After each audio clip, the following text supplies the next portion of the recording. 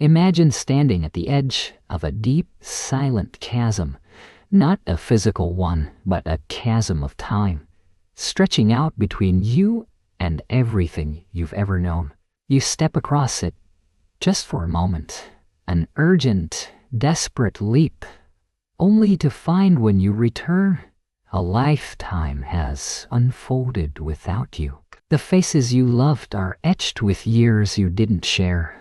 The whispers you cherished have faded into history, and the world has spun forward, leaving you a ghost in your own story. This isn't science fiction, not entirely. It's the quiet, heartbreaking truth of time dilation, a cosmic whisper that says some journeys cost more than distance. Tonight, we talk about the physicist's cruelest irony, that the faster you run, the more you leave behind, not just miles, but moments, memories, and the people who held them. What if your return wasn't a triumph, but a melancholic echo of what once was? What if home was still there, but you, the person who left, arrived centuries too late for the reunion? Elias Thorne moved to the hushed labyrinth of the Kepler Institute's deepest research levels, a phantom in the blue-tinted glow of monitors. The hour was an unholy one, far past the moment most souls surrender to sleep. Yet for Elias, these were the hours of greatest clarity, when the world outside receded and only the vast, silent tapestry of the cosmos remained. His office, a sanctuary of ordered chaos, hummed with the soft thrum of a dozen machines, each calculating, projecting, dreaming. On the largest screen, a celestial cartography depicted the distant star system of Kepler 186. A single, small, crimson dot orbited one of its dimmer, red dwarf suns, Kepler 186 F. An exo-promises of Earth-like conditions across 60 million light-years of void. The whisper had grown into a siren song, powerful and insistent. It was the Genesis Project, as it had been christened, a daring, audacious mission to send humanity's first deep space, interstellar probe capable of sustaining a small, hand-picked crew for a multi-generational journey. Elias, at 38, was not only one of the project's chief theoretical architects, but also its leading candidate for mission commander. The offer, presented with hushed reverence by the global scientific consortium, was the culmination of his life's work, the pinnacle of every equation etched into late-night blackboards, every hypothesis tirelessly pursued. It promised a legacy etched in the stars, the unlocking of secrets that had haunted humanity since its first gaze upward. He traced the outline of Kepler 186f with a thoughtful finger on the cool glass. Its atmosphere, its potential for liquid water, its distance, all were factors in a cosmic lottery ticket, drawn by the universe itself. To go there, to touch that distant shore, would be to rewrite textbooks, to redefine what it meant to be human in the vast emptiness. It was the ultimate pilgrimage, a testament to the insatiable human yearning for knowledge. The scientific glory, the profound contribution to humankind's understanding of its place in the cosmos, glitter like stardust, intoxicating and irresistible. Yet a shadow clung to that light, a melancholy cadence that brightened just beneath the hum of his computers. It was the cruel, elegant truth of his chosen field, a physics that dealt not just with the observable universe, but with the very fabric of existence, including time itself, time dilation. He knew it in his bones, in the deep recesses of his brilliant mind. I'd lectured on it, published paper dissecting its nuances, presented elegant proofs that demonstrated its inescapable reality. It was not a theory to him, but a cold, beautiful certainty, an unyielding law of the universe. He knew that for a vessel accelerating to a significant fraction of the speed of light, time would pass differently for those inside compared to those left behind. For the crew of the Odyssey, the proposed starship, a journey of, say, 20 subjective years might mean centuries, or even millennia, had elapsed on Earth. He understood the Lorentz transformations, the squashing of space-time intervals, the relative nature of simultaneity. He could calculate the exact difference down to the nanosecond. On paper, it was a magnificent dance of numbers, a testament to Einstein's genius. In the quiet solitude of his office, it was a whisper of a phantom limb, a future that would never quite align. He closed his eyes for a moment. The images of swirling nebulae and distant suns replaced by the soft glow of his daughter's nightlight. Lily, just 5 years old, her world, a kaleidoscope of crayon colors, and whispered secrets to her stuffed bear, Barnaby. She was his gravity, the anchor that held him to the spinning blue marble. And suddenly, the abstract academic beauty of time dilation curdled into something else entirely, a profound, aching sorrow. He remembered a conversation with his colleague, Dr. R.S. Thorne, no relation, but a kindred spirit in the pursuit of the stars. R.S., whose eyes held the weary wisdom of a man who had seen too many theoretical futures unfold. It's the ultimate paradox, isn't it, Elias? R.S. had mused over lukewarm coffee. We reach for the heavens, seeking immortality and discovery, only to surrender the only real immortality we have, the continuity of shared time with those we love. Elias had nodded intellectually. He had understood then, but not felt, not truly, not until he saw Lily's face. He found himself walking, as if drawn by an invisible thread, through the silent corridors of his home. The polished floorboards cool beneath his bare feet. The house was a temple of quiet, bathed in the moonlight streaming through the windows. He pushed open the door to Lily's room, a sliver of light from the hallway illuminating her small form curled beneath a unicorn duvet. She was utterly still, her breath soft, and even a tiny hand tucked under her chin. A stray lock of auburn hair, the same shade as his mother's, had escaped her braid and lay across her forehead. She looked so innocent, so utterly fragile. In her sleep, the subtle arch of her brow, the curve of her lips were so perfectly rendered, so utterly hers.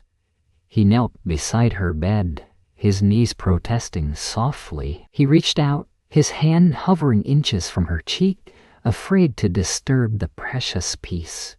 Her dreams, he imagined, were full of flying animals and glitter. They were dreams that lived entirely within her time, her present. And then she stirred. A soft sigh escaped her, and her eyelids fluttered open, revealing eyes the color of warm honey, fringed with impossibly long lashes. For a moment, she was disoriented, then her gaze found his. "Daddy," she whispered, her voice thick with sleep, "are you going to tell me a story?" His heart, a compass spinning wildly, seized in his chest. A story. He had a lifetime of stories to tell her. Stories of the stars, yes, but also of scraped knees and first snowfalls, of whispered jokes and shared silences, of simply being there. He looked into those wide, trusting eyes, eyes that held the promise of every tomorrow. And in that moment, the abstract equations of time dilation shattered, becoming a mosaic of aching, tangible loss. 20 subjective years for him. For her, a world turned over. Generations come and gone, a history he would only read about in archives, a ghost haunting the echoes of his own life. The thought of those honeyed eyes, dulled by age, perhaps even closed forever, as he stepped off a starship, still young, still himself, was a blade twisting in his gut.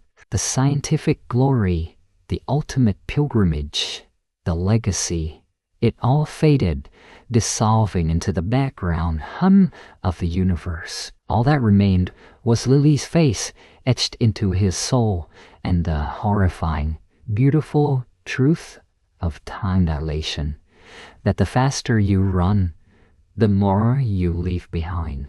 Not just miles, but moments, memories, and the people who held them. The mission promised to take him to the edge of the known universe, but the real journey, the most terrifying one, was the one through time, away from her. And he was standing at the precipice, holding her small warm hand, knowing that to step forward meant to lose it irrevocably to the merciless current of history. The final days on Earth blurred into a gentle, mournful haze, like watercolors left out in the rain, their vibrant hues running together into shades of wistful gray. When I reach for those memories now, they are soft at the edges, less a clear film and more a sequence of half-forgotten dreams, each one infused with the quiet dread of an ending that was also, impossibly, a beginning.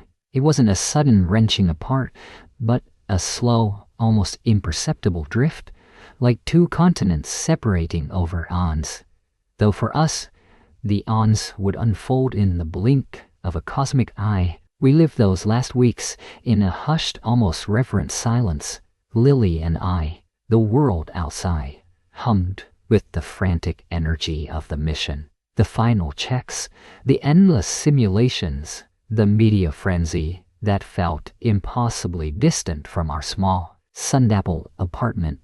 But inside, our universe had shrunk to the space between our clasped hands, the echoes of our breaths, the unspoken knowledge that thrummed beneath every shared glance. Preparations were made, not just for the journey, my journey, but for her life, a life that would continue unfathomably without me. Boxes were packed, bills paid, last meals cooked and eaten with a solemn grace usually reserved for sacred rituals. Each task, no matter how mundane, felt charged with a profound, aching significance, a farewell whispered into the fabric of everyday life. I remember one afternoon, the light streaming through the kitchen window, illuminating dust motes, dancing in the air like tiny, transient stars. Lily was at the counter, her back to me, making herbal tea. The scent of chamomile filled the room, a gentle comfort against the sharp edge of impending loss.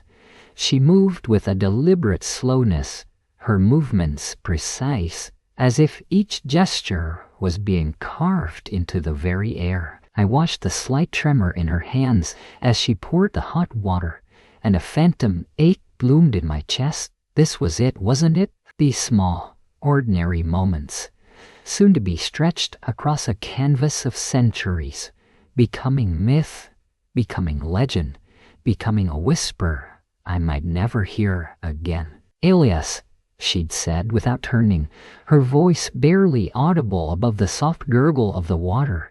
Promise me. My heart had ceased.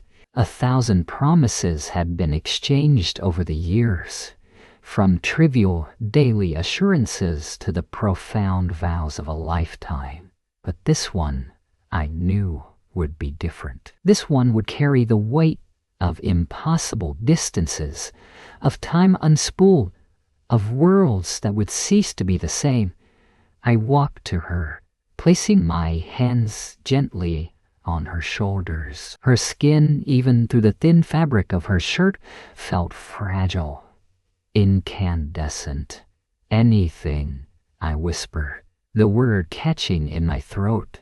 She turned then, her eyes, usually a vibrant hazel, clouded with an ancient sadness. They held the reflection of every unshared year, every missed sunrise, every laugh and tear that would pass without me. "Promise me you'll remember this," she said, gesturing vaguely around the small kitchen, then touching my face, her fingers tracing the line of my jaw. "All of it. Us. Promise me you'll come back to this, to the memory." It wasn't a promise to return to her, not precisely, not to the Lily who stood before me, vibrant and alive. The cruel geometry of relativity ensured that. She was asking me to return to a ghost, to a memory, to a place that would, by then, only resemble the home I left in name. And that was the most heartbreaking promise of all. "I promise, Lily," I managed. The words a raw confession ripped from the deepest part of my soul. "I promise I remember every single moment, every particle of you." My voice cracked on the last word, and a single tear escaped her eye, tracing a path down her cheek. I caught it with my tongue, a precious saline drop that felt heavier than lead. That promise, a quiet, tearful vow, became the anchor of my remaining days on Earth. It wasn't spoken in grand declarations, but in the shared silences, the lingering touches, the way her hand found mine, automatically, when we walked through the park, the scent of petrichor heavy in the air after a spring shower. Every interaction became a desperate attempt to distill the essence of our shared life, to bottle it, to carry it with me across the void. I tried to memorize the curve of her smile, the exact shade of her hair under the morning sun, the peculiar way she hummed a forgotten tune while doing chores. These weren't just details. They were the fragments of a world I was leaving behind, the coordinates of the home I yearned to return to, even if that home existed only in the shimmering haze of memory. The reality of time dilation was a constant, unwelcome guest in our quiet farewells. It wasn't an abstract equation on a whiteboard anymore. It was a tangible, living presence, a shadow stretching across every shared second. It imbued those moments with an unbearable preciousness, making them feel like grains of sand slipping through an hourglass at an alarming rate. Yet, paradoxically, it also made them agonizingly brief, because the very act of cherishing them amplified the knowledge that they were finite, that they were numbered, that they were destined to become ancient history long before I ever felt the full pull of Earth's gravity again.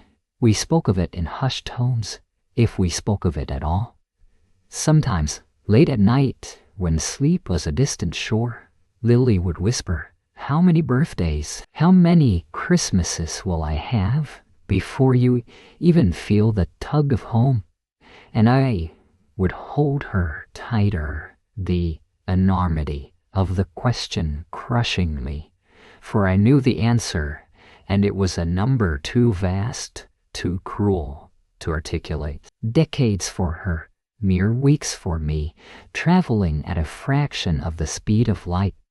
The sheer physics of it, cold and unyielding, was the greatest thief, stealing not just time, but shared experience, shared aging, shared life. I recall sitting on the small balcony one evening, the city lights twinkling below like fallen stars. Lily rested her head on my shoulder, her breath a soft rhythm against my chest. "Do you think," she murmured, her voice laced with a fragile hope, that if I lived long enough, if medical science found a way, would you still recognize me, my race, picturing her, impossibly ancient, her face a roadmap of a life I had witnessed? The thought was a dagger to my heart. I would recognize your soul, Lily, I whispered, kissing the top of her head. No matter how many years passed, no matter how much the world changed, I would find you. It was another promise, born of love and desperation, a shield against the terrible truth.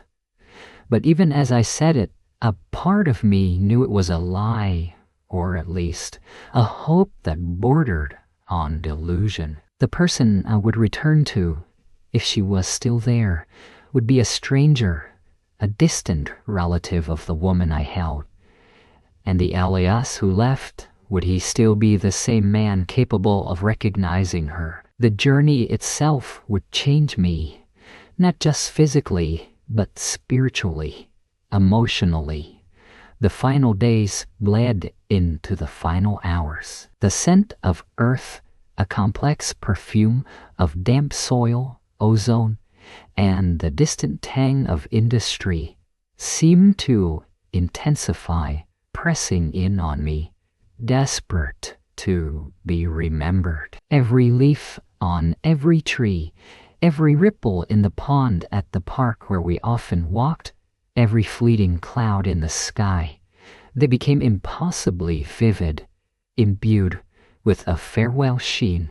I absorbed them, tried to embed them deep within my being, knowing that the landscapes I would soon traverse would be barren and cold, magnificent in their own way, but utterly devoid of the quiet, comforting chaos of home. When the time came, the moment of departure felt less like a launch and more like a quiet dissolution. There were no dramatic countdowns in our final moments, just Lily and me in a sterile waiting room, her hand in mine, her eyes mirroring the desolation in my own. We didn't speak. What more was there to say? Every word had been uttered, every tear shed, every promise made and broken by the relentless march of time. Our farewell was a shared breath, a silent acknowledgement of the chasm that was about to open between us. And as I stepped away, towards the airlock, towards the ship that would carry me not just across space, but across centuries, I carried with me the bittersweet blur of those final days, a tapestry wove from goodbyes and preparations, from quiet promises and the long cold shadow of time dilation. I carried the ghost of her touch, the echo of her voice, the faint lingering scent of chamomile tea, and the agonizing knowledge that every shared second had been both infinitely precious and agonizingly, irrevocably brief. The world ended not with a bang, but with a shudder. Not the global cataclysm of ancient myths, but a profoundly personal cessation, a severance from the warm, breathing skin of a planet. For Elias, launch day arrived with a silence that preceded the storm, a hush that pressed in on him inside the narrow confines of the launch module, a final, internal whisper before the universe screamed. He remembered the cool press of the safety harness, the clinical gleam of the instrumentation panels, and the faint, almost imperceptible tremor that ran through the vessel's hull. It was the last echo of Earth, the last tangible link to the ground beneath his feet, to the air that carried the scent of rain and growing things. He closed his eyes for a moment, letting the darkness behind his lids fill with the faces he'd memorized, the voices he'd clung to in the long goodbyes. Sarah's hand, warm and trembling in his mother's tear-streaked smile, brave and brittle, the faint, sweet smell of the small, wild roses that grew by his window. These were the anchors, the tether points to the life he was about to unravel. Then came the roar. It wasn't just a sound, It was a physical force, a leviathan's bellow that vibrated through every cell of his body, making his teeth ache and his bones hum. It was the earth itself screaming its protest, tearing itself open to let him go. The initial lurch was brutal, a sudden violent shove that plastered him against his seat, a gravitational fist clenching around him. It was a separation, raw and undeniable, from his terrestrial life, from the very notion of terrestrial. He was no longer a creature of soil and sky, but of velocity and void. Through the small reinforced viewport, the world outside was a blur of fire and furious air, a maelstrom of energy pushing him upwards, ever upwards. He felt the immense power of the rockets, not as an abstract scientific principle, but as a guttural, primal force ripping him away from everything familiar. Each G of acceleration was another strand severed, another memory receding, another layer of the familiar world peeling away. The roar diminished slowly, morphing from a deafening explosion to a deep, resonant rumble, then to a persistent, throbbing hum that turned the silence, a profound, almost spiritual quietude that settled within the sleek, silent vessel. It was the quiet of space, the absence of friction, the vacuum of sound. It was the sound of utter solitude. Elias unlatched his visor, his breath catching in his throat, a faint metallic taste on his tongue. He floated gently, the illusion of weightlessness already embracing him, a phantom limb where gravity used to be. He drifted towards the viewport, a circular portal that had, moments ago, shown a fiery maelstrom. Now, it framed a sight that stole his breath and squeezed his heart into a tight, aching knot. Earth. He was still close enough to discern continents, swirling white clouds, the deep, impossible blue of its oceans. It wasn't the flat map of his schooling, nor the majestic globe of documentaries. It was home, viewed through a filter of burgeoning distance. It was a familiar face, seen from across a widening gulf. He could almost feel the sun on its mountains, hear the crash of its waves, taste the salt of its air. But the connection was already tenuous, a fragile thread stretched taut across an expanding abyss. As the hours bled into days, the planet below became smaller, more perfect, more painfully poignant. First, it was a sphere, then a marble, a shimmering, vibrant blue jewel against the velvet black of infinity. Its blues deepened, its whites became more pristine, its greens softened into an ethereal glow. It hung there, a defiant, living presence in a cosmos of indifferent stars, beautiful and terrible in its receding majesty.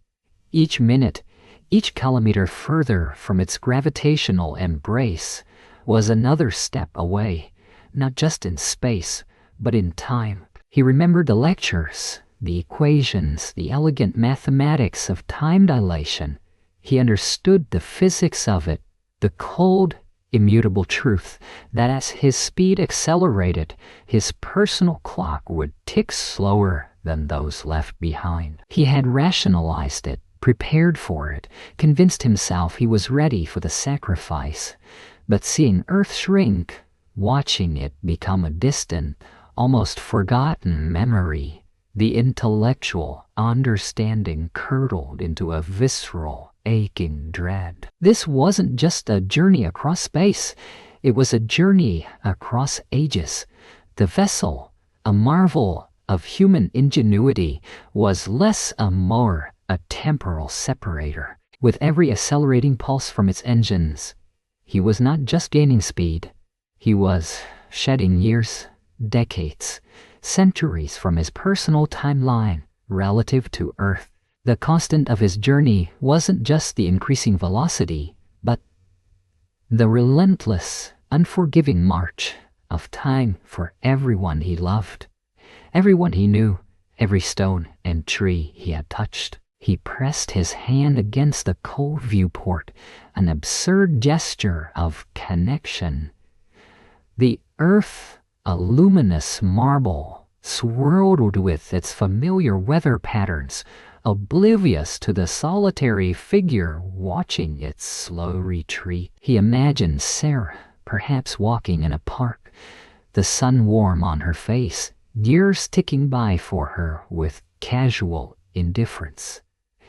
His mother, her hair surely silvering, her steps perhaps a little slower. His friends, their lives unfolding, celebrating birthdays, experiencing joys and sorrows he would never share.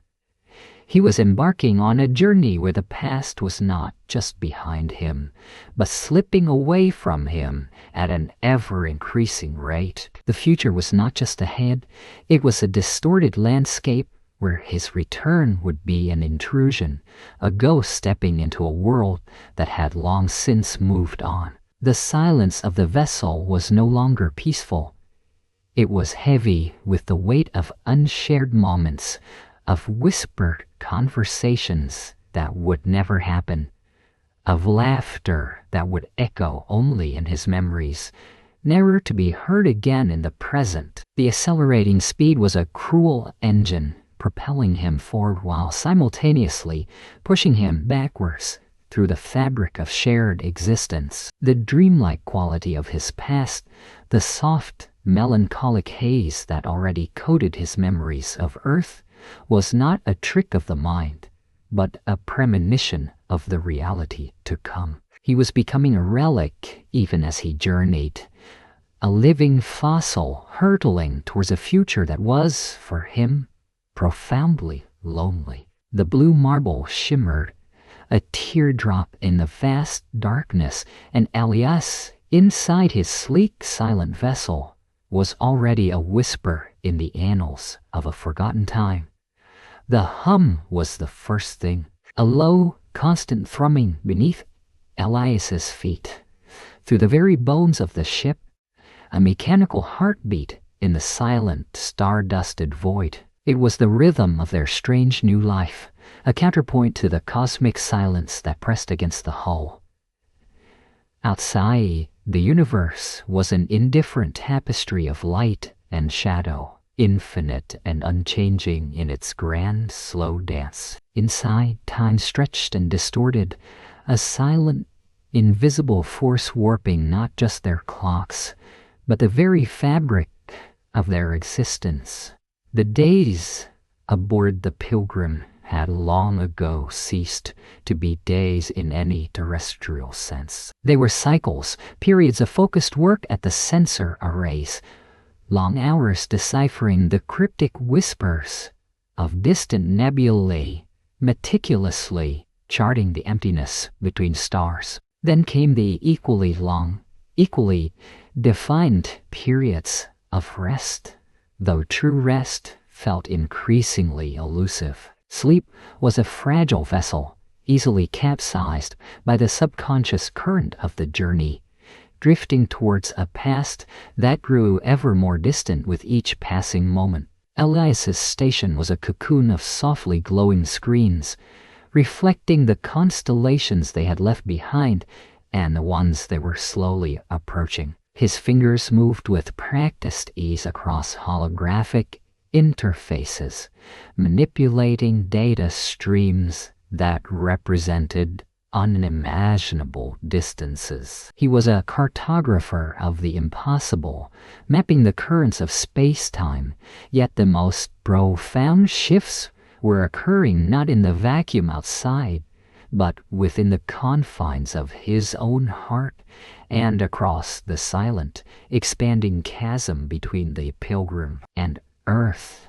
Contemplation became a second, unofficial duty. It wasn't scheduled, but it filled every interstitial moment. The walk down a quiet corridor, the pause before a meal synthesized from recycled nutrients, the long, meditative gaze through the viewport at the unblinking, primordial stars. These were the moments when the true weight of their mission settled upon him, not the scientific challenge, but the human cost. He thought of a vibrant, verdant sphere, now merely a shimmering point in the rearview mirror of their accelerating journey.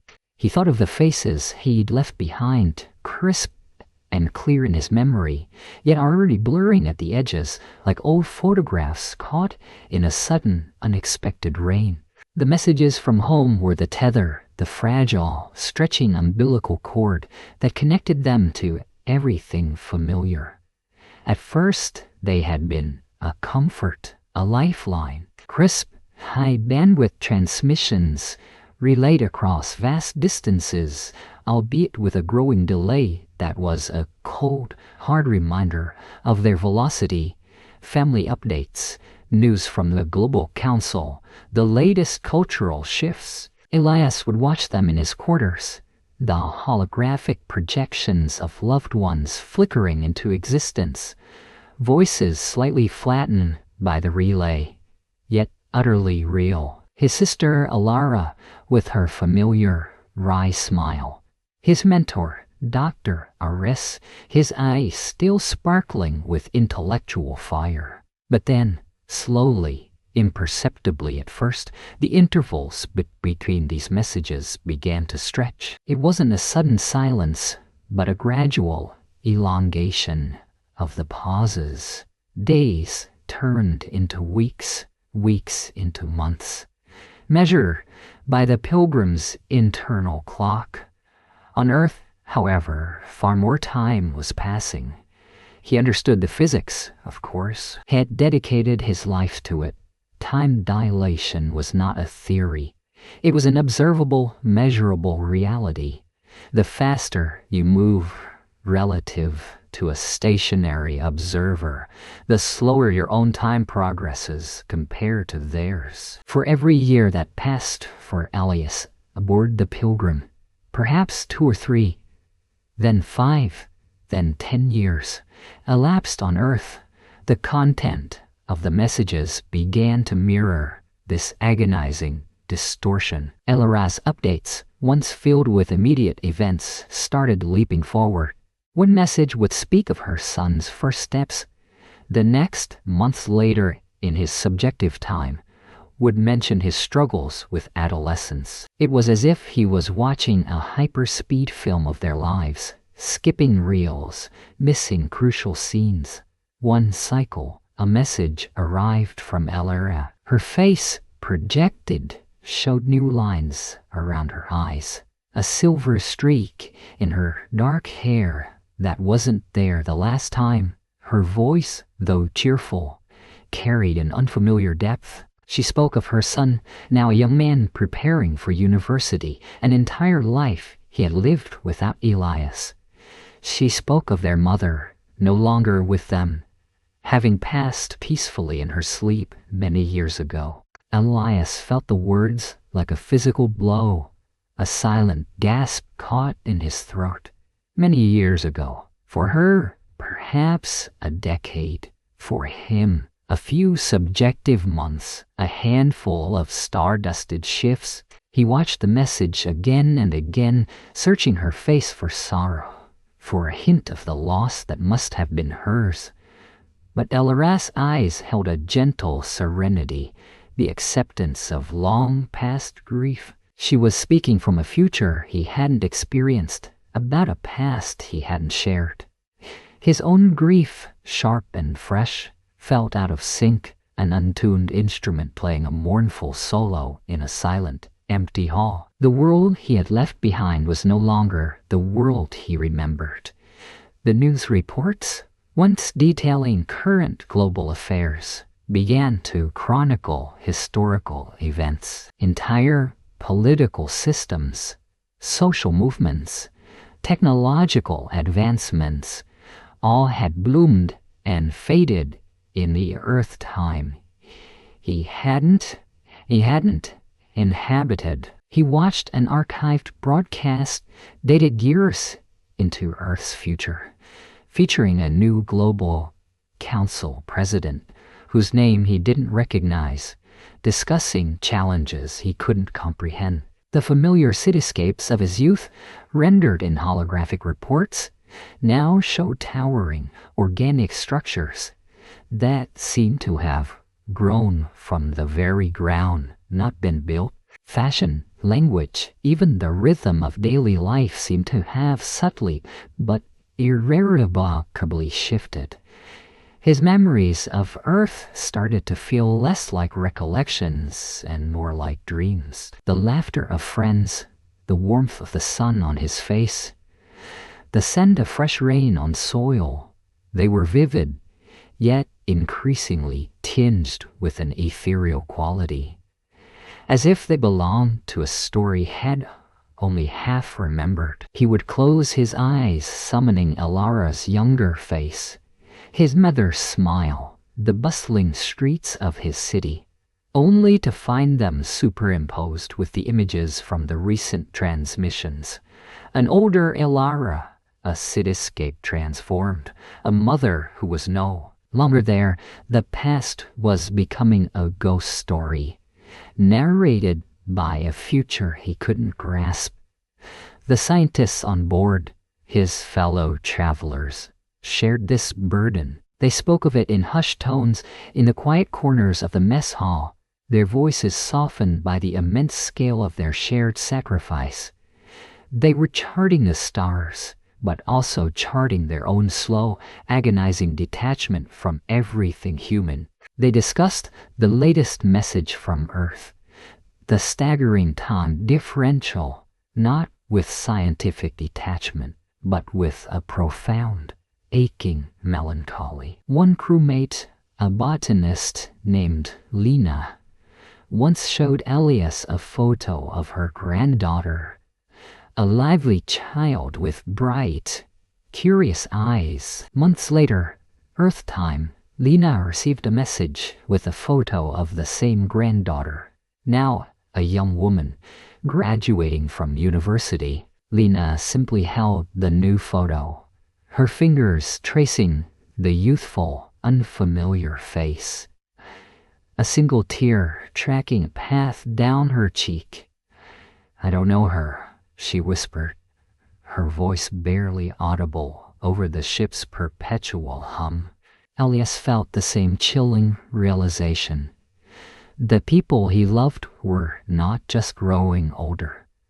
They were becoming strangers, living lives he could never know, accumulating experiences he would never share. He was like a diver plummeting into the deep, watching the surface grow ever smaller, ever more distant, knowing that by the time he returned, the world above would have cycled through countless tides, while he, in his slow descent, had barely moved at all. His hands, perpetually moving across the sensor controls, began to feel heavy. The scientific tasks, once so invigorating, now carried a faint, mournful echo. He was pushing the boundaries of human knowledge, stretching towards the unknown.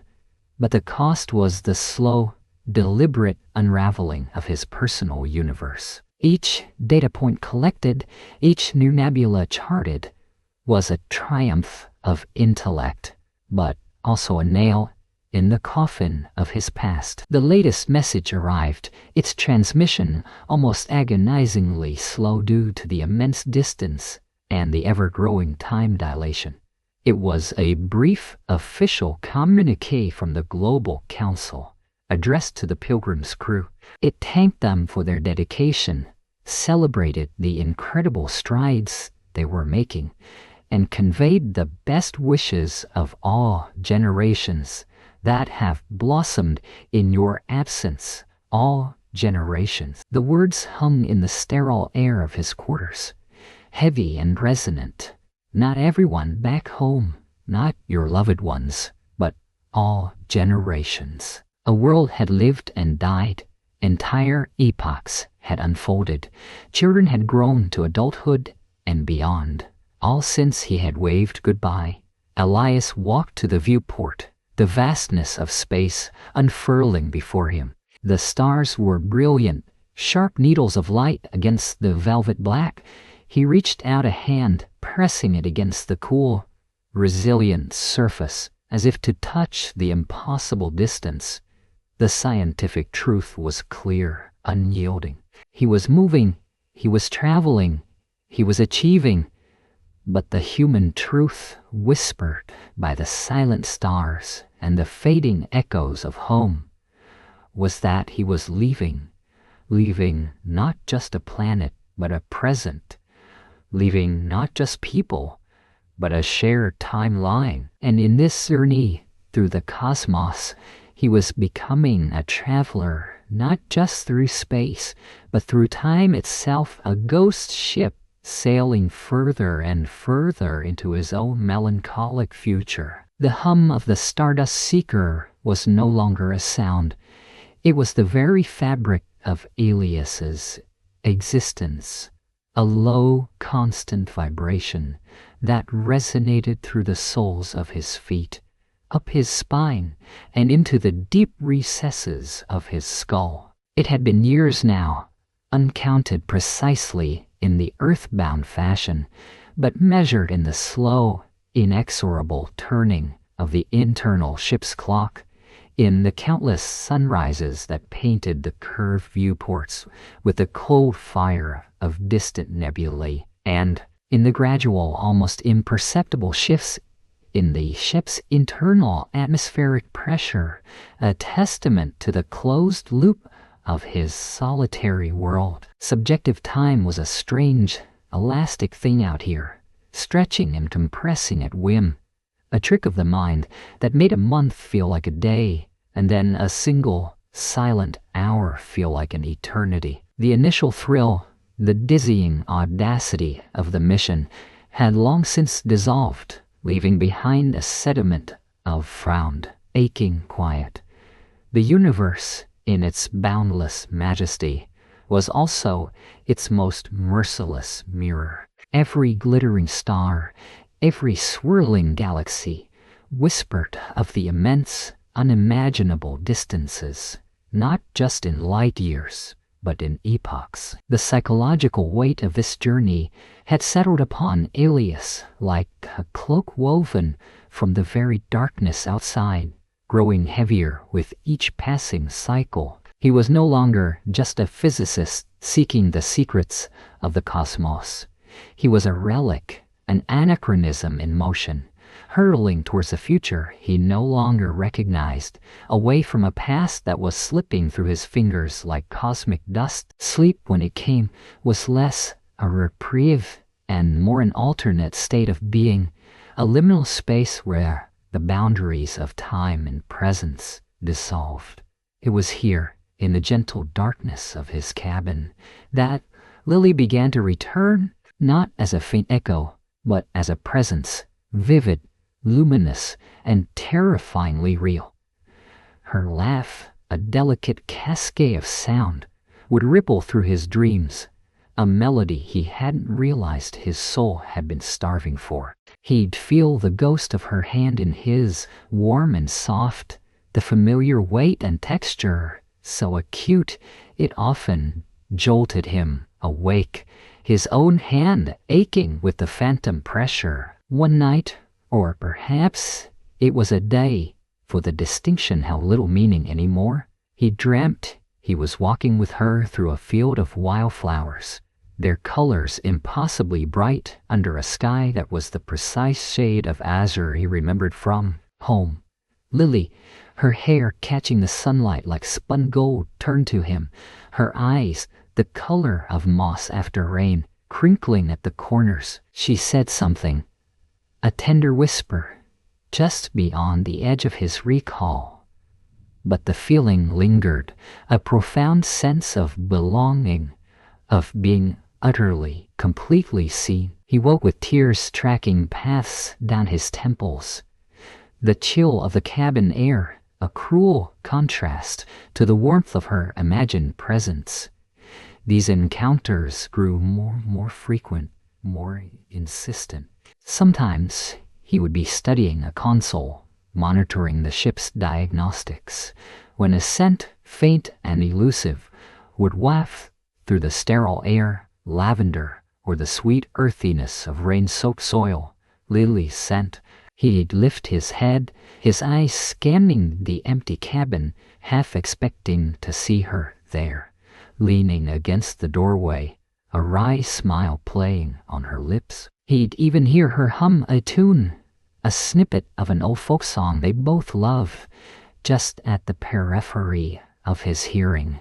So subtle, he could almost convince himself it was the ship's internal systems playing tricks. He found himself talking to her, whispering her name into the void of the cabin. "Lily," he'd murmur, his voice raspy from disuse. "Do you remember that cafe on Elm Street? The one with the terrible coffee, but the best pastries?" He'd pause, waiting for an answer, a soft nod, a shared smile. Of course none came, but in those moments, the silence wasn't quite as crushing. It was as if a part of her, a projection of his deepest longing, had taken up residence in the ship, a spectral companion in his lonely odyssey. This blurring of past and present was insidious. The memories were no longer recollections. They were living experiences, almost tangible.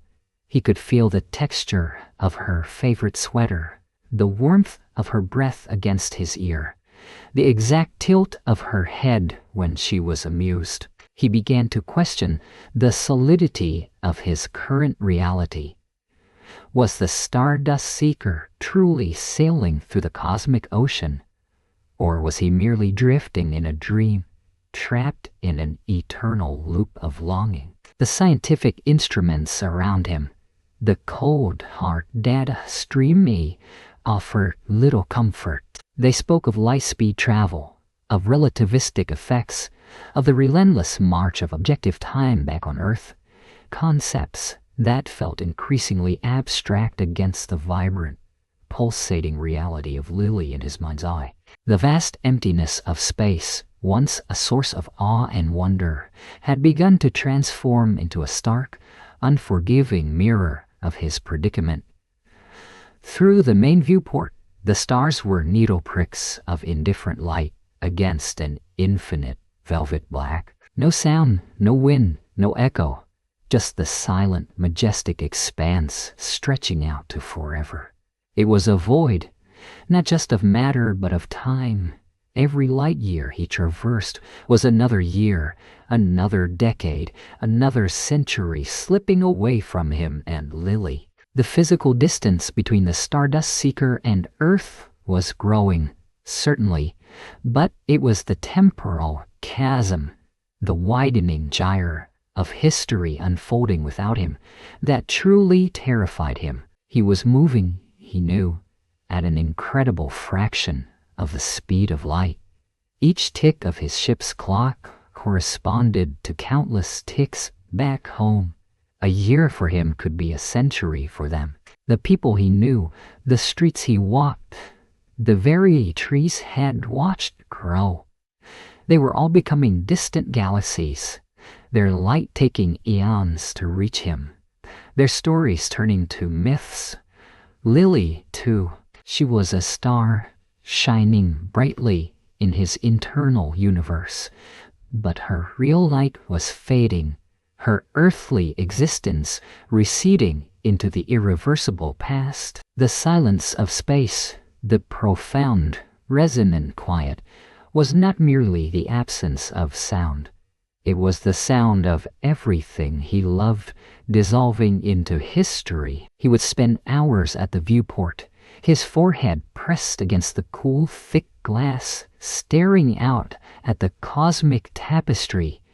Each star, each nebula, was a marker not of distance, but of loss. It was a silent testament to the accelerating void of time that now separated him from his home, from his love, from the very notion of his own continuity. He was a traveler, not just in space, but in time, a ghost in transit, moving so fast that he was outrunning his own era, destined to arrive at a destination that would feel alien, populated by strangers who bore no memory of him, and Lily, his beloved Lily, would be among them, or rather, among their ancestors. A whisper in the wind, a legend in a forgotten photograph. The journey was not just long, it was a slow, agonizing disentanglement from the very fabric of his former life. And with each passing subjective year, the threads connecting him to the past grew thinner, more fragile, threatening to snap altogether, leaving him truly adrift, a solitary consciousness suspended between the echoes of a dream and the cold, unyielding reality of a future that had no place for him. The Odyssey emerged from the shimmering veil of transit with a sigh, a soft tremor that hummed through Ilias' bones. Outside the observation deck, the familiar, indifferent black of interstellar space had given way to something incandescent, a nebula of swirling jade and amethyst that painted the void like a cosmic watercolor. It was breathtaking, a sight that should have stolen his breath completely, yet a part of him remained a silent observer, a ghost watching a painting he could not fully enter. Target system achieved. Dr. Aresthorn's voice, usually a booming command, was hushed, reverent, calculations nominal. Welcome, everyone, to Kepler 108 SF. Elias moved to the panoramic view screen, his hand unconsciously brushing against the cool, smooth surface. Before them, a star, not quite Earth's sun, but a softer, more ancient amber, held court over a retinue of planets. One, in particular, dominated their focus, a sapphire marble swirled with verdant greens, its atmosphere a delicate, breathable blue, unlike anything humanity had found outside their cradle world. It rotated with serene majesty, a silent promise whispered across light years. This was the end of their outward journey, the crucible of their sacrifice. For centuries, for millennia back home, they had been hurtling towards this. Elias felt the familiar ache in his chest, a phantom limb of time lost, but for a moment, the sheer, undeniable beauty of the vista muted its cry. It was a reprieve, a fleeting distraction gifted by the universe itself. The initial scans were a torrent of data, a symphony of numbers and images that overwhelmed the senses. Kepler 186f was not merely habitable. It was a living, breathing tapestry of wonders. Its surface was veined with colossal, bioluminescent forests, their canopy reaching towards its gentle sun like prayerful hands. Rivers of liquid methane carved canyons through iridescent rock formations, teeming with life forms unlike any known to science, organisms that photosynthesized not just sunlight, but the specific spectrum of its binary companion, a dwarf star, too, dim to see with the naked eye from their current orbit. Look at this, Lena, their xenobotanist, breathed, her voice a fragile wonder as a magnified image filled a secondary screen. These aren't just plants.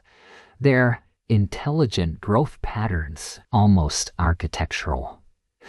The structures he pointed to were spiraling forms of what appeared to be crystalline flora, reaching hundreds of meters into the alien sky, pulsating with a soft, internal glow. They seemed to communicate through light, a silent, rhythmic language of photons.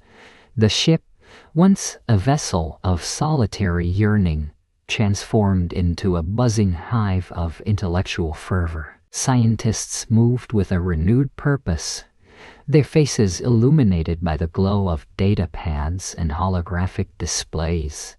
Elias, as lead xenophysicist, plumbed into the intricacies of unique geophysics. The planet's core seemed to generate a resonant frequency unlike any he had ever modeled, creating subtle, harmonic tremors that shaped its landscape and possibly even influenced its strange biology. He found himself lost in equations, in spectral analyses, in the thrill of charting the unknown. The professional part of him, the scientist dedicated to the pursuit of pure knowledge, took over. It was a familiar comfort, a safe harbor in the storm of his personal grief. When he was deciphering the intricate dance of planetary magnetic fields or hypothesizing the energy source of the crystalline forest, the image of his daughter's face, etched in a timeless photograph, receded to the periphery of his mind. The whisper of his wife's last goodbye faded, replaced by the clamor of discovery. The crew was a cohort of exiles, each carrying their own untold burden of time dilation. Yet, in the shared ecstasy of this vibrant new world, those burdens seemed to light, if only for a few precious hours. Dr. Jian Lai, their astrobiologist, spent entire shifts staring at the macro images of the planet's oceans, where bioluminescent plankton formed vast, swirling patterns that shifted with the planet's unique tidal forces, driven by the close gravitational dance of its moon. He spoke of the sheer audacity of life, its endless ingenuity, his voice laced with an almost childlike wonder. Lena, usually reserved, hummed as she catalogued new species of fungi that seemed to convert atmospheric nitrogen directly into complex sugars, their fruiting bodies resembling delicate, gossamer sculptures. Elias spent a day in the Odyssey's smaller survey craft, descending closer to the planet's atmospheric edge. The air shimmered with strange, particulate matter, giving the sky a perpetually pearlescent sheen. Below, the colossal crystalline forest pulsed with inner light, turning vast tracts of land into shimmering tapestries of green and gold. He piloted the craft through a narrow valley, flanked by towering cliffs of obsidian that caught and amplified the light, revealing veins of what appeared to be pure, unearthly quartz. Here, in this alien cathedral, the air itself seemed to hum with energy, a faint, sweet scent of ozone, and something akin to damp earth filling the cabin. He deployed sensor buoys, watched them drift down into the forest canopy, their data streams painting a picture of an interconnected ecosystem, a living network far more complex than anything Earth had ever harbored. It was intoxicating. For the first time since leaving home, Elias felt a lightness in his chest, a temporary lifting of the immense weight he carried. He was not just a man adrift in time.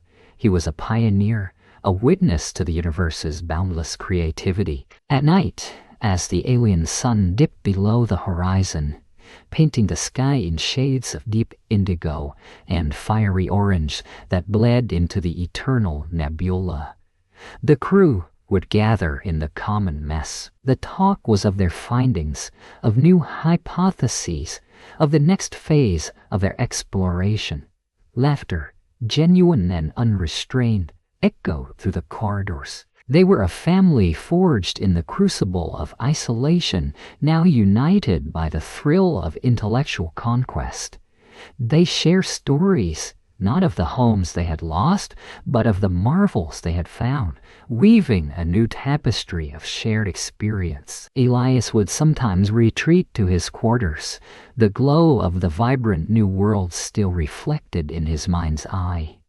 He would look at the small, framed picture of his family, the faces blurred by the passage of time he hadn't experienced. The sorrow would return then, a quiet tide lapping at the shores of his heart, reminding him of the vast, unbridgeable chasm he had leaped across. But now it was different. It was still there, the profound sadness, but it was tempered, softened by the vivid memories of the day's discoveries. The wonders of Kepler 186f were a temporary balm, a vibrant, living distraction. They provided a purpose beyond their personal tragedies, a reason to continue existing, to continue observing. For now, in this luminous corner of the galaxy, Fornage offered a fragile, fleeting solace. They were cosmic exiles, forever separated from their origins. But here, amidst the alien beauty and the thrill of the unknown, they found a brief, precious moment of belonging, a shared dream in the quiet hum of the Odyssey. And for Elias, it was enough for now to chase the light, to let the universe whisper its secrets into his grieving ear. The hum of the ship, a constant companion for what felt like an eternity, had subtly shifted. It was no longer the focused thrum of outward propulsion, but a softer, more expectant cadence, like a held breath. Elias felt it in his bones, a change in the very fabric of his existence within this metallic womb. The mission, after all these years, these subjective years, was accomplished. The distant nebulae, the shimmering veils of gas and dust that had been their elusive quarry, had yielded their secrets. The data streams, meticulously collected and compressed, now rested in the ship's core, a treasure trove of cosmic knowledge, invaluable beyond measure. A quiet sigh escaped him, a whisper swallowed by the vastness of the craft. His fingers, still nimble despite the age they carried, hovered over the controls. The decision to turn back, once a distant promise, was now an imminent reality. It was a choice fraught with a strange, heavy introspection. The outward journey had been a relentless drive, fueled by scientific curiosity and a youthful, almost naive, belief in a future that would patiently wait for his return. The journey back, however, felt different. It was weighted with an understanding he hadn't possessed when he left, a chilling awareness of the true cost of his pursuit. He remembered the farewells, soft hands in his, tear-filled eyes, promises whispered under a sky that seemed too close, too temporary. He remembered the scent of rain on the earth's soil, the melody of his mother's favorite lullaby, the gentle creak of the old floorboards in his childhood home. These were not just memories. They were anchors, tethering him to a reality that, even then, he knew he was leaving behind. He had known, theoretically, about time dilation. He had lectured on it, published papers on its implications, drawn intricate diagrams showing how velocity worked the very fabric of existence, stretching moments for the traveler, compressing them for the stationary. But knowing a theory was a universe away from feeling its cold, relentless embrace. Now, with the return trajectory locked in, his hands moved with a familiar, almost automatic grace across the console. He was a physicist after all. Logic and numbers were his native tongue, his refuge. He called up the primary navigational and temporal projection algorithms. The ship's internal clock, since to Earth's at their departure, was now wildly divergent. His heart, a tired, steady drum, began to beat a little faster, a low thrum against his ribs. The calculations were not complex for one of his caliber. He input the cumulative delta V, the relativistic factor gamma, the elapsed proper time for the ship. His eyes, accustomed to the dim blue-green glow of the console, scanned the rapidly filling data fields. Each digit that materialized on the screen was a drop of ink spilling onto a pristine canvas, painting a picture that grew increasingly stark. Outbound, journey, duration, proper time, 20 years, 3 months, 17 days. Return journey, duration, estimated proper time, 20 years, 3 months, 17 days. Total proper time for Elias, 40 years, 6 months, 34 days. 40 years, a lifetime in many ways. His own lifetime spent in the silent, star-dusted corridors of this vessel, pushing the boundaries of human knowledge. He had left in his late 20s, a man on the cusp of his career. He would return, if all went well, in his late 60s, an old man. A quiet, melancholy smile touched his lips. He had done what he set out to do. He had seen wonders, recorded truths, expanded humanity's reach. But then, the next line of data unfurled, a slow, inevitable unspooling of fate. Elapsed coordinate time on Earth, outbound, 312 years, 7 months, 2 days. Elapsed coordinate time on Earth, return estimated, 312 years, 7 months, 2 days. Total elapsed coordinate time on Earth. The numbers materialized, not in a rush, but with the deliberate slowness of a cosmic tide receding, revealing a shore utterly transformed. 625 years, 2 months, 4 days. The air, always still and filtered, seemed to thicken around him. 6 centuries, 625 years. The numbers hung there, shimmering, a cold, hard truth that pierced through the thin veil of his scientific detachment. Not decades, as he might have half feared in his youth. Not even a century, but centuries. Plural. He leaned back in his chair, the soft hiss of the air vents suddenly loud, intrusive. His gaze drifted from the screen to the reinforced viewport, where distant, unblinking stars offered no solace, only indifferent cosmic silence. 625 years. The words repeated in his mind, like pebbles dropping into a deep, dark well, each echo fainter than the last. His homecoming, it wouldn't be a triumph, not in the way he had once imagined. There would be no welcoming committee of familiar faces, no joyous reunions with loved ones. Those faces, those hands, those voices, they would be dust long scattered by the winds of time. The whispers he cherished would have faded into history, perhaps becoming footnotes in old texts, or not even that. His childhood home, the very streets of his city, would be unrecognizable, reshaped by countless generations, by the ceaseless march of progress and decay. He had become a ghost in his own story, even before setting foot on Earth again. The cruelest irony of the physicist's journey, indeed. The faster you run, the more you leave behind.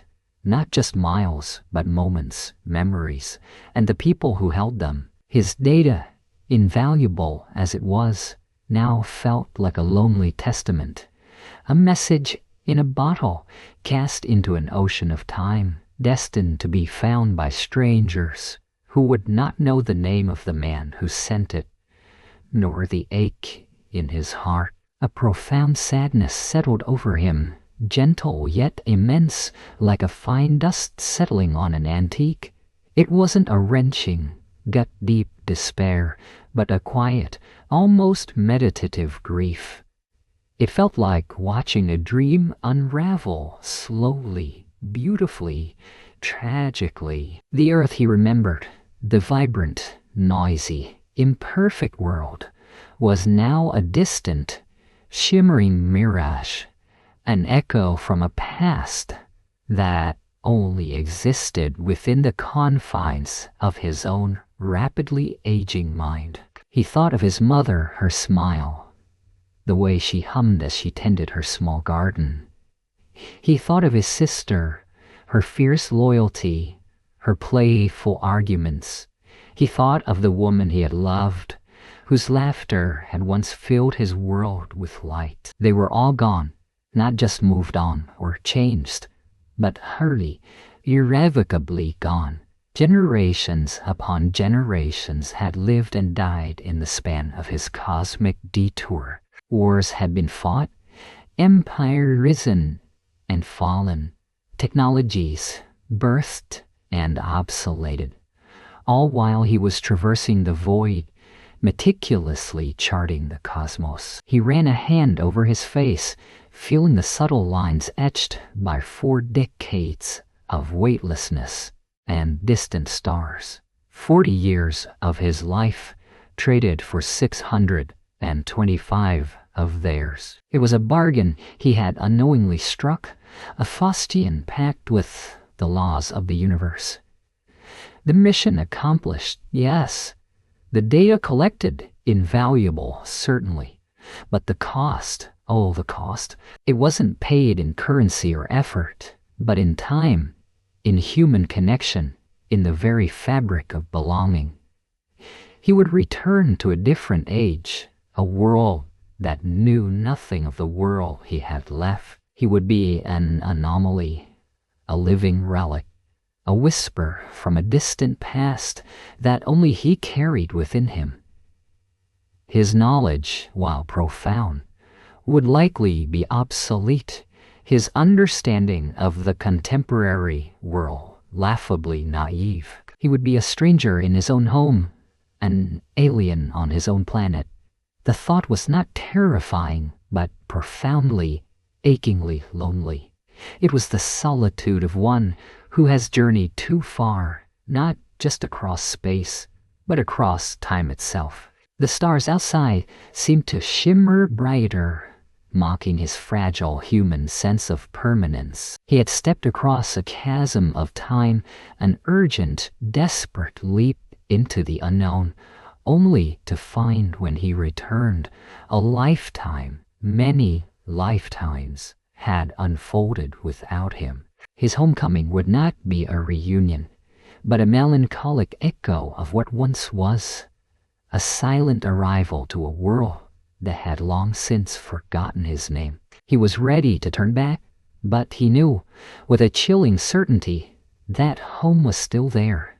But he, the person who left, would arrive centuries too late for the reunion, and the slow, steady hum of the ship began to sing a new song, a lament for all that was lost between the stars.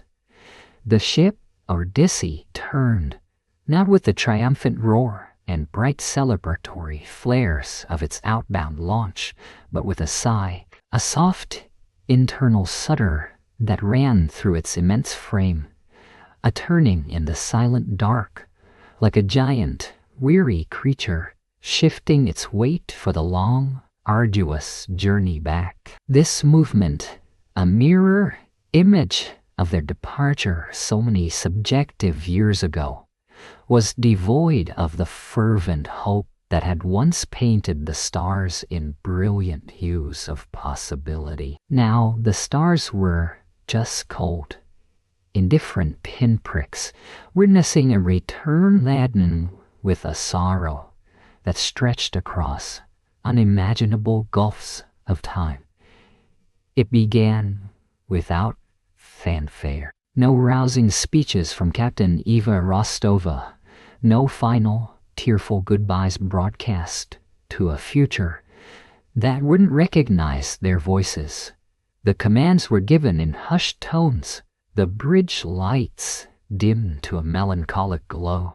Each crew member moved with a quiet, almost ritualistic solemnity, their hands pressing familiar controls, their eyes gazing at screens, displaying the intricate dance of acceleration. They were experts now, not just in celestial navigation or propulsion mechanics, but in the art of quiet suffering. They had watched their pasts recede not just into distance, but into oblivion, and the weight of that knowledge was an invisible, crushing atmosphere aboard the vessel. For Lena, the ship's lead physicist, the hum of the engines was no longer a hymn to scientific endeavor, but a dirge. She stood by the viewport, the distorted, relativistic starfield outside blurring into streaks of impossible light as they began to accelerate.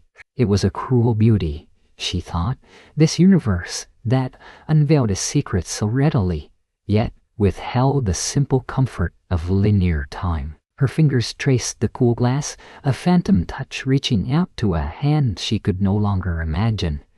Her mother's, holding hers on a cold autumn day, a lifetime ago, 1,000 lifetimes. The equations that had once thrilled her, the elegant proofs of time dilation, now felt like a personal betrayal, a meticulous blueprint for her own undoing. She was returning to a world where her mother would be dust, her childhood home a historical curiosity, if it existed at all. The thought settled in her chest, a leaden ache, a constant companion since the discovery of their true temporal displacement. Across the mess hall, often empty now, Dr. Elias Vance, the ship's resident historian and chronicler, found solace only in the meticulous archiving of the crew's personal logs. He sifted through their earliest recordings, voices vibrant with youthful optimism,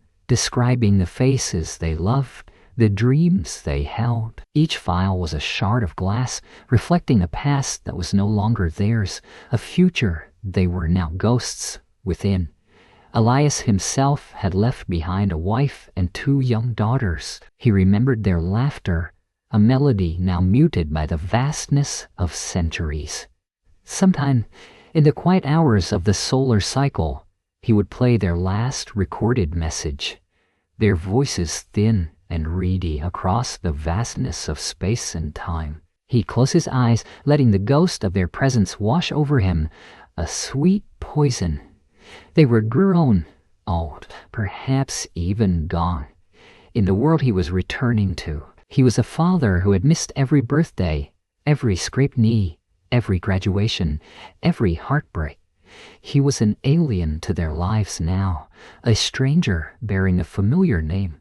The isolation was a peculiar beast aboard the Odyssey. They were together, bound by this impossible journey, yet each was profoundly alone in their grief. There were no shared memories of the time they had lost, no collective experience of the passage of centuries on Earth. Each had their own private pantheon of ghosts, their own personal tally of missed moments. Conversations were sparse, often punctuated by long silences, understood and respected. Words felt clumsy, inadequate to bridge the chasm that had opened not just between them and Earth, but within each of them. They moved through the ship like shadows, the soft hum of the life support systems, a constant, gentle reminder of their prolonged existence outside the natural flow of time. Captain Rostova carried her burden with a quiet dignity, a steel rod wrapped in velvet. Her command decisions were as precise as ever, her gaze as sharp, but there was a new depth to her eyes, a kind of weary knowledge that transcended her years. She had been the one to give the order to turn, to begin the journey home. And in that moment, she had felt the weight of not just her own lost life, but the lost lives of every soul under her command. Her duty now wasn't just to bring them back safely, but to somehow shepherd them through the emotional wilderness that awaited them.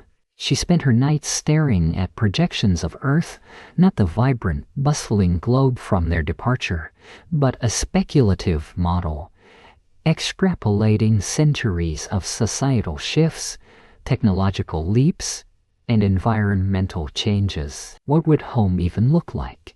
A monument to their departure, a forgotten legend, or simply a changed world that had moved on, uncaring? The journey was a mirror, yes, but a funhouse mirror, distorting every familiar aspect. The acceleration that had once filled them with exhilaration now felt like a relentless push towards an unknown. The stellar vistas, once breathtaking, were now a constant, unsettling reminder of the distance, the time. They were preparing, silently, each in their own way, for a world that would be unrecognizable. Not just technologically or culturally, but profoundly, existentially. They were coming home as emissaries from a past that no longer existed, carrying memories that had become mere whispers in the cosmic wind. Their preparation wasn't for docking procedures or diplomatic encounters. It was for the inevitable heartbreak of being strangers in their own land, for facing the echoes of lives they had once lived, now faded into history. The Odyssey hummed, a cradle rocking them through the void, carrying not just a crew, but a ship full of living anachronisms, hurtling towards a future that was, in every meaningful way, no longer theirs. The hum of the ship was a low, constant thrum, a mechanical heartbeat in the profound stillness of space. Elias, a ghost in his own vessel, sat before the communications console, his fingers hovering over controls that felt both intimately familiar and utterly alien. Each button, each dial, was a silent witness to the journey, to the years compressed and stretched, to the terrifying calculus of relativity that had granted him this impossible return. Outside, the starscape was a glittering canvas of eternity, mocking the fragile span of human life, the fleeting whisper of a moment. He had spent the better part of what felt like weeks, though his internal chronometer, a traitorous device, insisted it had been months, attempting to breach the silence, a silence far more terrifying than the vacuum surrounding them. He sought not the static of deep space, but the distant, vibrant noise of Earth. His home, or what he hoped still was his home. His first attempts had been rudimentary, almost childlike in their desperation. He called out, using old pre-jump frequencies, a voice crying into a void. He knew, intellectually, that the chances were infinitesimally small. The time dilation meant not just a journey through space, but a catapult through the very fabric of existence, landing him in an unknown future. Still, the human heart clings to the impossible. It whispers prayers into the dark, a ghost in the machine, a ripple in the digital ether, barely distinguishable from cosmic background noise. It was a fragment, less than a second, of what sounded like an automated distress beacon, but its signature was ancient, almost archaic, from Earth's early spacefaring days. It was a relic, a sign, and it was enough to ignite a fragile, terrifying hope. He recalibrated, narrowing his search parameters, poring over dusty, pre-jump protocols that detailed Earth's communication infrastructure as it was when he left. It was like trying to find a single, specific echo in an ocean of time. Days bled into nights within the ship's recycled light.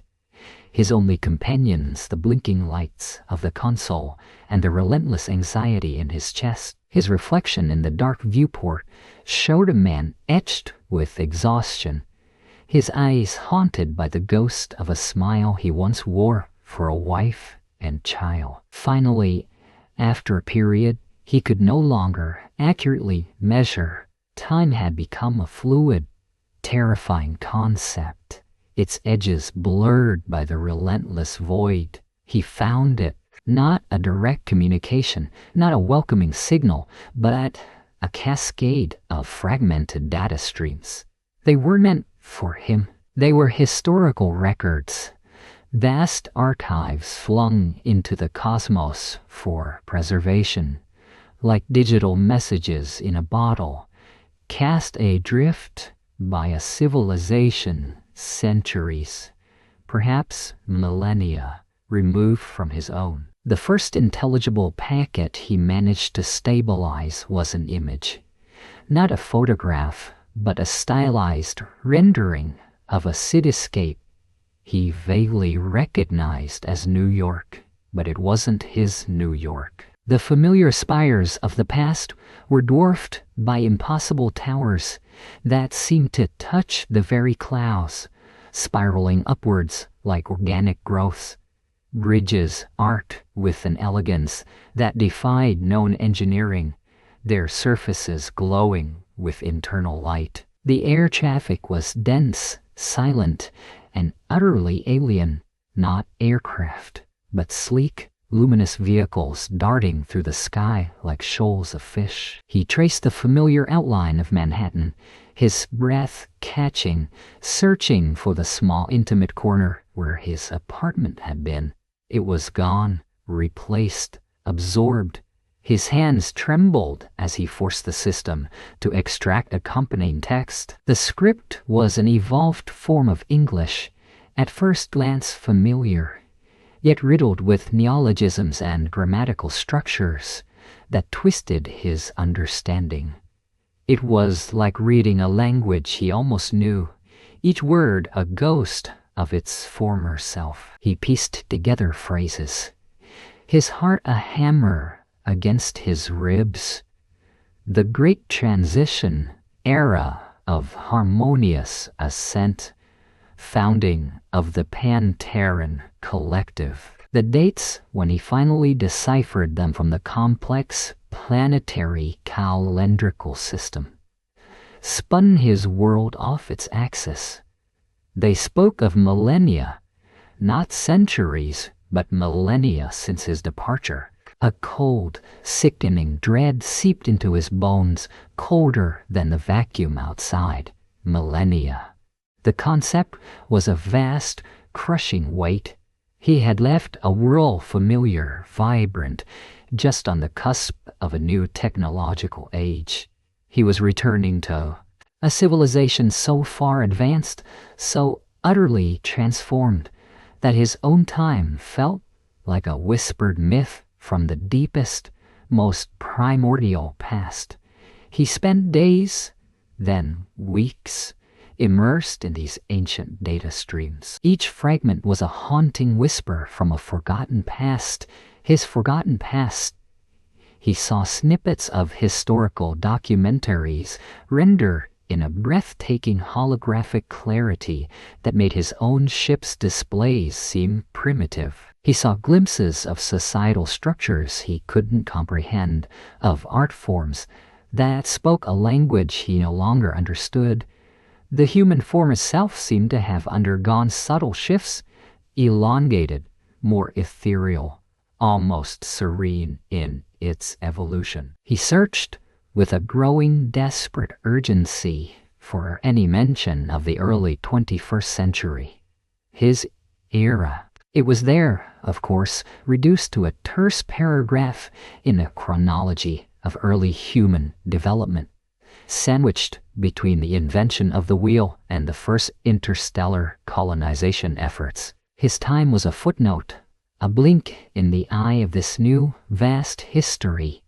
His specific search parameters for Elena, for Lily, for his family name yielded nothing but static, an echoing silence. The names he cherished, the faces he held in his mind's eye, the shared laughter and quiet moments, they were not celebrated in these grand historical archives.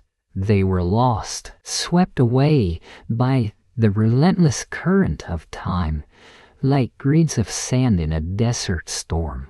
He saw the rise and fall of empires he'd never heard of, the flourishing of technologies that felt like magic, the migration of populations across continents, and eventually across star systems. Earth itself, in the later records, was portrayed as a revered, sacred cradle world, a museum planet perhaps, or a pilgrimage site for humanity scattered among the stars.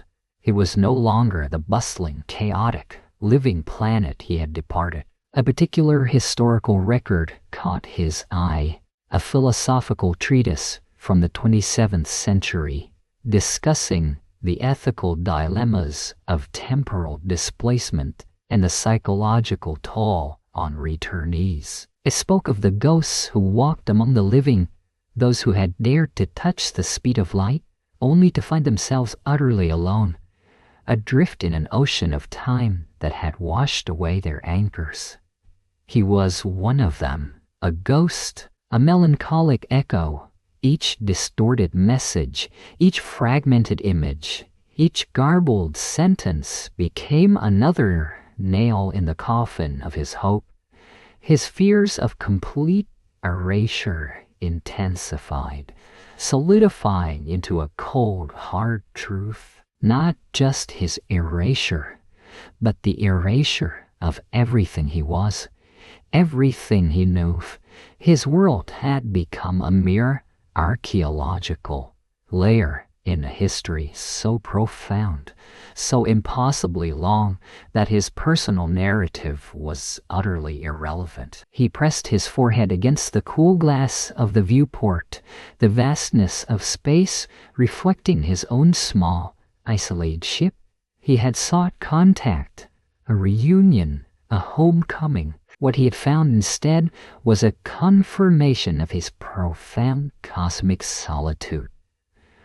Home was still there, perhaps, but the people who made it home, the whispers he cherished, the faces he loved, they were long gone, swallowed by the relentless tide of centuries. He was returning not to a welcome, but to an elegy, a silent, heartbreaking testament to the true cost of time dilation, the ultimate price of forever, leaving behind all that you are. The quiet hum of the Odyssey had become the pulse of Elias's existence, a rhythmic thrum that resonated not just through the deck plating, but deep within his bones, a constant reminder of the incredible, improbable journey. For so long, it had been a lullaby of hope, a promise whispered across the light years. Now, as the ship began its deceleration phase, a subtle tremor ran through that promise, a discordant note. They were approaching not just a solar system, but his solar system. And the anticipation, once a sharp, glittering thing, had dulled into a heavy, leaden dread. He stood at the long-range sensor station. The command deck hushed around him. Only the faint, almost imperceptible shimmer of the distant stars through the forward viewports broke the darkness. Here within the cool, contained logic of the ship, time had been a relative kindness. For him, it had been mere decades. Out there, in the vast, unforgiving expanse, it had been centuries, perhaps millennia. He had always known this, of course. It was the bargain struck, the price of the impossible quest. But knowing and seeing were two different universes. His finger, slightly tremulous, danced over the holographic interface.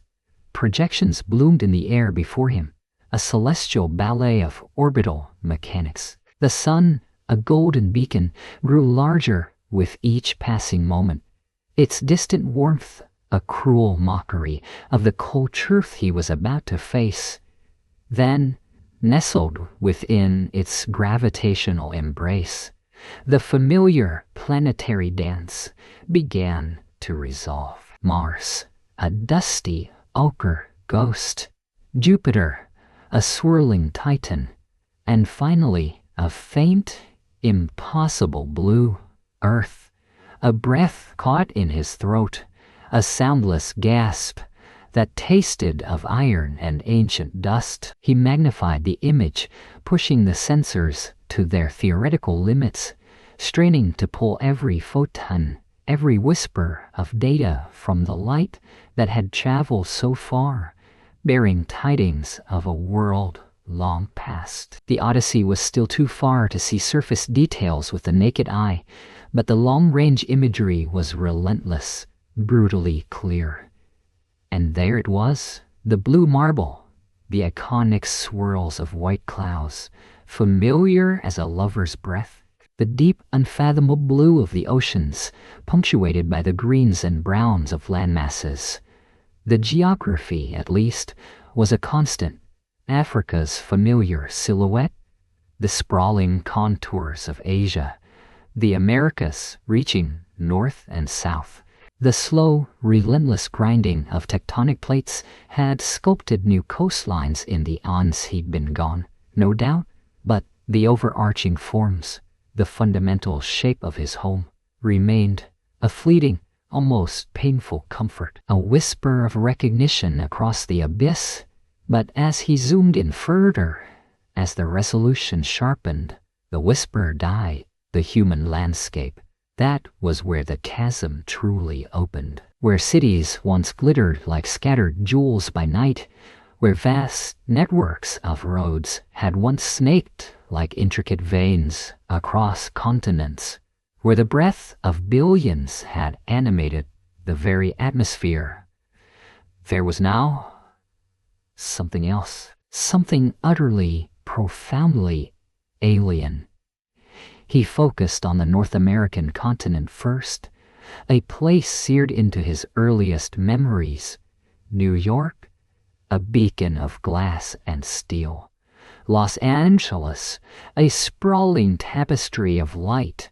He remembered them not just from history books, but from holographic tours, from the endless data logs his generation had consumed, desperate to preserve a semblance of the world they were leaving. Now those vibrant, tumultuous, urban hearts were gone. In their place he saw vast, sprawling structures that seemed to grow organically from the earth itself, rather than being built upon it.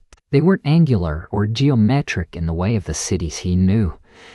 Instead, they were sinuous, almost fluid, like colossal, petrified fungi or intricate coral reefs that had somehow sprouted on land. Some areas, once dense with human activity, now appeared rewilded, reclaimed by an ambitious, patient nature. He saw enormous, deep green swaths where concrete jungles had once stood, the memory of their existence almost entirely erased. Other regions showcased structures that defied his understanding of architecture. Gigantic translucent domes shimmered faintly, obscuring what lay beneath. Vast, ribbon-like pathways, not of asphalt or concrete, but of some glowing, supple material, stretched across plains, connecting these enigmatic formations. There were no cars, no recognizable transport systems. The patterns of light that flickered across the continents were not the chaotic sparkle of billions of individual lives, but rather the measured, almost meditative glow of vast, interconnect networks whose purpose he could not fathom. Europe, too, was a stranger. The ancient cities, the very bedrock of human civilization, had vanished beneath layers of an unknown future. Where Paris had once gleamed, or London had sprawled, there were now only these colossal, silent structures, or vast, cultivated landscapes crisscrossed by shimmering channels of light or water. They were beautiful in a detached, terrifying way. Beautiful in the same way a perfectly preserved ruin from an utterly alien civilization might be beautiful, fascinating, but utterly devoid of personal connection. He tried to find a single, recognizable landmark, a mountain range, yes, A river, perhaps flowing in a slightly altered course, but nothing human. Not a single road he recognized, not a single city grid, not a single artificial island, not even the ghostly trace of ancient ruins that should have persisted. It was as if humanity, as he knew it, had simply faded from the surface, leaving behind a new, inscrutable tapestry. A profound loneliness settled upon him, heavy as a shroud. This wasn't a triumph. It wasn't even a return. It was an arrival in a foreign land that bore only the vaguest, most superficial resemblance to the home he yearned for. The air in the command module, once cool and sterile, now felt impossibly thin, stealing the warmth from his lung.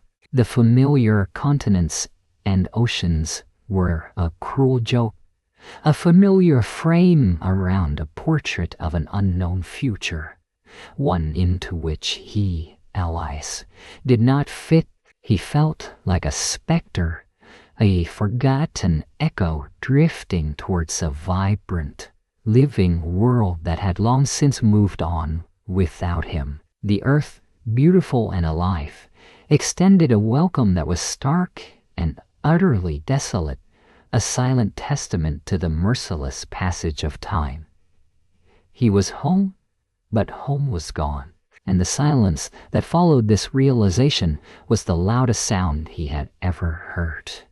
It was the whisper of a universe that cared nothing for his personal journey, only for its relentless, unceasing march forward. And he, caught between the light years and the centuries, was finally truly alone. The air of Earth, once so familiar, now felt like a foreign breath in Elias's lungs. It was cool, yes, and carried a whisper of something green. But it was not his green, not the verdant symphony of his memory. Stepping onto the landing pad, a surface slick and seamless like polished obsidian, was less a homecoming and more an entrance into a meticulously crafted diorama of a future he didn't belong to. The gravity, that comforting anchor, tugged at him with the same familiar insistence, yet everything else shimmered with an unsettling unreality. He was a ghost, he realized, not just in the metaphorical sense, but almost literally. The technology that brought him back sleek and silent had left him with an aura of unreadability to the pervasive scanning arrays that hummed softly in the distant structures. He moved unseen, unheard, a phantom limb of a time long past, walking through a dream that had become everyone else's reality. The sky was a canvas of muted pastels, a softer blue than he remembered, perhaps filtered by atmospheric re-engineering, or perhaps simply another subtle shift in the fabric of existence. Towers, impossibly tall and slender, pierced this softened sky, not with the brutalist angles of early futurism, but with organic curves spiraling upwards like colossal, crystalline vines. They seemed to breathe, glowing with a faint, internal luminescence that pulsed in sync with some unseen rhythm. He saw no roads, no cars, only silent, gliding platforms weaving through the mid-levels, carrying hushed figures whose faces were obscured by the soft sheen of personalities. To truly grasp, he searched for the chaos, the clamor, the beautiful, messy symphony of human life, but found only an elegant, almost sterile quiet, a hum, perhaps, of unseen machinery, but no laughter, no arguments, no familiar strains of music spilling from open windows. A whisper of a memory, fleeting and fragile, traced his fingers. Sarah, laughing, her head thrown back, sunlight catching in her hair, as they walked hand in hand through a bustling market. He could almost feel the rough texture of her palm against his, the warmth radiating from her. Here there was no such touch, no such warmth. The very air felt cooler, not in temperature, but in spirit. He needed to find it, the coordinates carefully etched into the back of his mind, a sacred scripture of his past. Home? It was a compulsion, a final, desperate plea to a universe that had taken everything. He navigated by intuition, guided by a barely functioning interface on his wrist-mounted device, a relic, a child's toy compared to the seamless tech around him. It flickered, struggled to connect to the new network, but eventually, after what felt like an eternity of digital whispers, it located his position and then, like a cruel joke, highlighted the target. The journey was slow, measured not in miles, but in the growing weight of dread in his chest. Each step was an archaeological dig into his own memory, sifting through layers of dust and expectation. He passed through parks where trees, impossibly ancient yet vibrant, spread canopies of iridescent leaves, their bark smooth as polished stone. The ground beneath his feet was soft, yielding, like walking on moss-covered silk. There were no paths, only gentle undulations that seemed to guide him. He saw figures, occasionally solitary and serene, meditating beneath these trees, or tending to glowing floral displays that pulsed with their own gentle light. They never looked up, never acknowledged his phantom presence. He was a ripple in a pool unnoticed. He remembered the old neighborhood, the row of modest houses, each with its own patch of garden, the swing set in his backyard where his son, Leo, would spend hours, his shouts of joy echoing in the evening air. The scent of jasmine from Mrs. Henderson's porch, the chipped paint on their own front door, a testament to years of family life. He remembered a brick wall covered in ivy, separating their property from the next. He remembered the feeling of coming home after a long day, the scent of dinner wafting from the kitchen, the familiar creak of the floorboards underfoot. The coordinates led him to what could only be described as a nexus point. The organic towers here converged, not directly, but in a graceful arc, creating a vast, open plaza. In its center, where his modest house, his entire world, should have stood, was a structure that made his breath catch in his throat. It was not a house. It was not even a building in the traditional sense. It was a crystalline spire, perhaps 30 meters tall, tapering elegantly towards a point that seemed to dissolve into the air. Its surface shimmered with an inner light, a soft, ethereal blue that seemed to hum with silent energy. It wasn't built. It seemed to have grown from the very earth, an organic monument of light and silence. There were no windows, no doors, no discernible entrance, only the smooth, impossibly beautiful, and utterly alien surface. It stood there, a silent sentinel, a testament to the merciless passage of centuries. It radiated a profound sense of peace, yet to Elias, it was a tombstone, a monument to a life, a family, an entire era that had been swept away, not by disaster, but by the relentless, indifferent tide of time. He walked around its base, his footsteps making no sound on the iridescent pavement.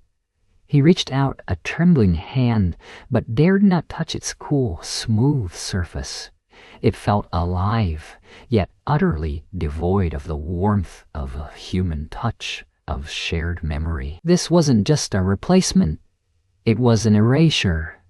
His home, his sanctuary, the vessel of his most cherished memories, had been utterly transmuted into something transcendent, something beautiful, yet something that spoke only of absence. The faint, internal hum of the spire seemed to resonate with the empty space in his heart. It was a sound that echoed the truth. He was not merely late for a reunion. He had arrived at a different world, a different history, a different existence where his own story was nothing but a faded, forgotten whisper. The ache in his chest was a familiar one, the weight of what he had left behind, now compounded by the crushing reality of what he could never reclaim. He stood there, a silent figure before a silent structure, a man adrift in a sea of time, forever seeking the shore that had long since receded into legend. This spire, luminous and aloof, was the final devastating answer to his long journey home. The world moved with a frictionless grace that Elias found profoundly alien. Air skimmers glided on silent currents, their forms sleek and iridescent, while pedestrians flowed through adaptive pathways, their faces illuminated by unseen screens. It was a symphony of progress, and he was the one discordant note, a phantom melody from a forgotten age. Each day was a quiet trek through a landscape both breathtaking and desolate, his heart an empty vessel echoing with the names of ghosts. He searched not for answers, but for echoes, for anything that might still hum with the faintest resonance of his past. His first attempts had been clumsy, desperate pleas to different data networks, requests for family names that returned either blank screens or records so fragmented they were meaningless. The sheer volume of time that had passed, nearly 3 centuries, was a wall he couldn't scale, a silent ocean that had washed away every familiar shore. He felt like a castaway washed up on a strange, beautiful beach, surrounded by treasures he couldn't comprehend, and longing for the simple sand of home. One twilight, as the city's crystalline towers began to shimmer with an internal light, Elias found himself drawn down a quieter avenue. It was an anomaly in the gleaming metropolis, a street lined with buildings of an older, sturdier design, their facades softened by time rather than constantly renewed. An impulse, no more than a whisper of intuition, guided him to a structure of dark, unpolished stone, its entrance framed by ancient, gnarled trees. A simple, elegant plaque, etched in a script that felt both familiar and archaic, read, "The Chronos Archives, keepers of the unfolding story." The air was different here, not the sterile, purified oxygen of the modern city, but air thick with the scent of aged paper, of polished wood, of stories held captive in silence. Dust motes, like tiny, golden memories, danced in the shafts of light that fell from high, arched windows. The grand, echoing space was filled with rows upon rows of shelves, some holding physical tomes, others glowing with the soft hum of data crystals.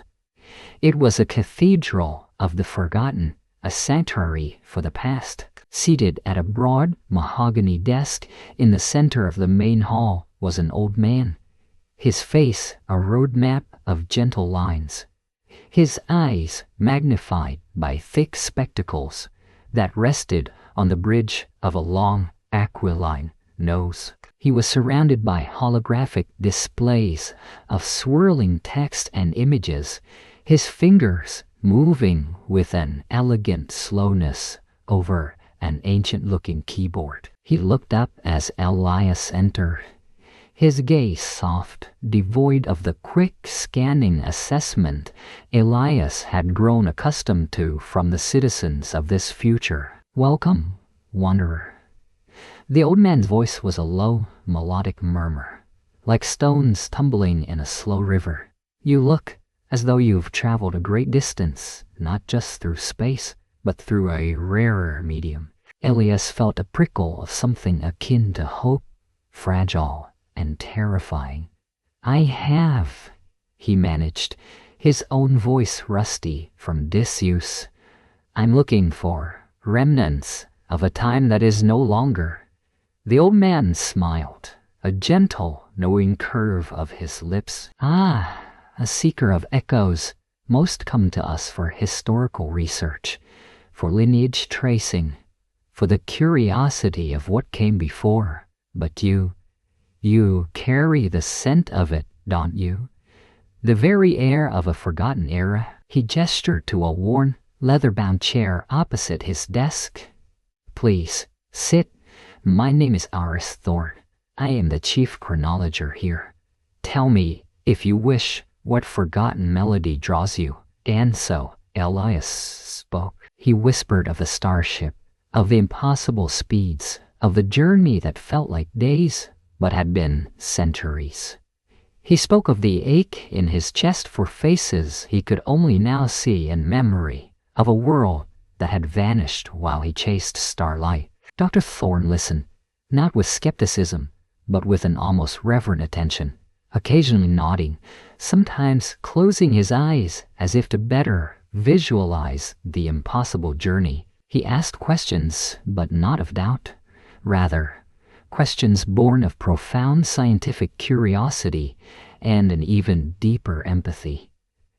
He understood the physics, the cruel irony of relativity, the heart-wrenching calculus of time dilation. A cosmic orphan, Dr. Thorne mused, his voice with a profound sadness, to witness time's relentless river flow past your own banks untouched. It is a burden few could bear, Mr. Elias. But you are not alone here. The Chronos archives exist precisely for such a purpose, to be a fragile bridge across that chasm. We keep the light of the past burning, however dimly, for those who might still seek its warmth. Over the next weeks, Elias became a quiet fixture in the archives. Dr. Thorne, with a patient dedication that felt like a lifeline, began the arduous task of helping Elias piece together his lost world. The advanced archival systems, unlike the public data networks, were designed for deep historical dives, capable of cross-referencing fragmented data, of reconstructing shattered narratives. They began with Elias's family name, Vance. It was a painstaking process, often yielding only dry dates and locations, but occasionally a photograph would shimmer into existence, an ancestor's face, sepia-toned and distant. Elias would trace the lines of their features, searching for some echo of his own, a whisper of recognition across generations. He saw the progression. His great-great-grandmother, a stern-faced woman who founded a successful textile cooperative. Her son, a quiet scholar who penned treatises on early solar system colonization. His daughter, a respected bioengineer who contributed to the first terraforming projects on Mars. It was a lineage of quiet achievements, of lives lived and contributed, all unfolding in the centuries.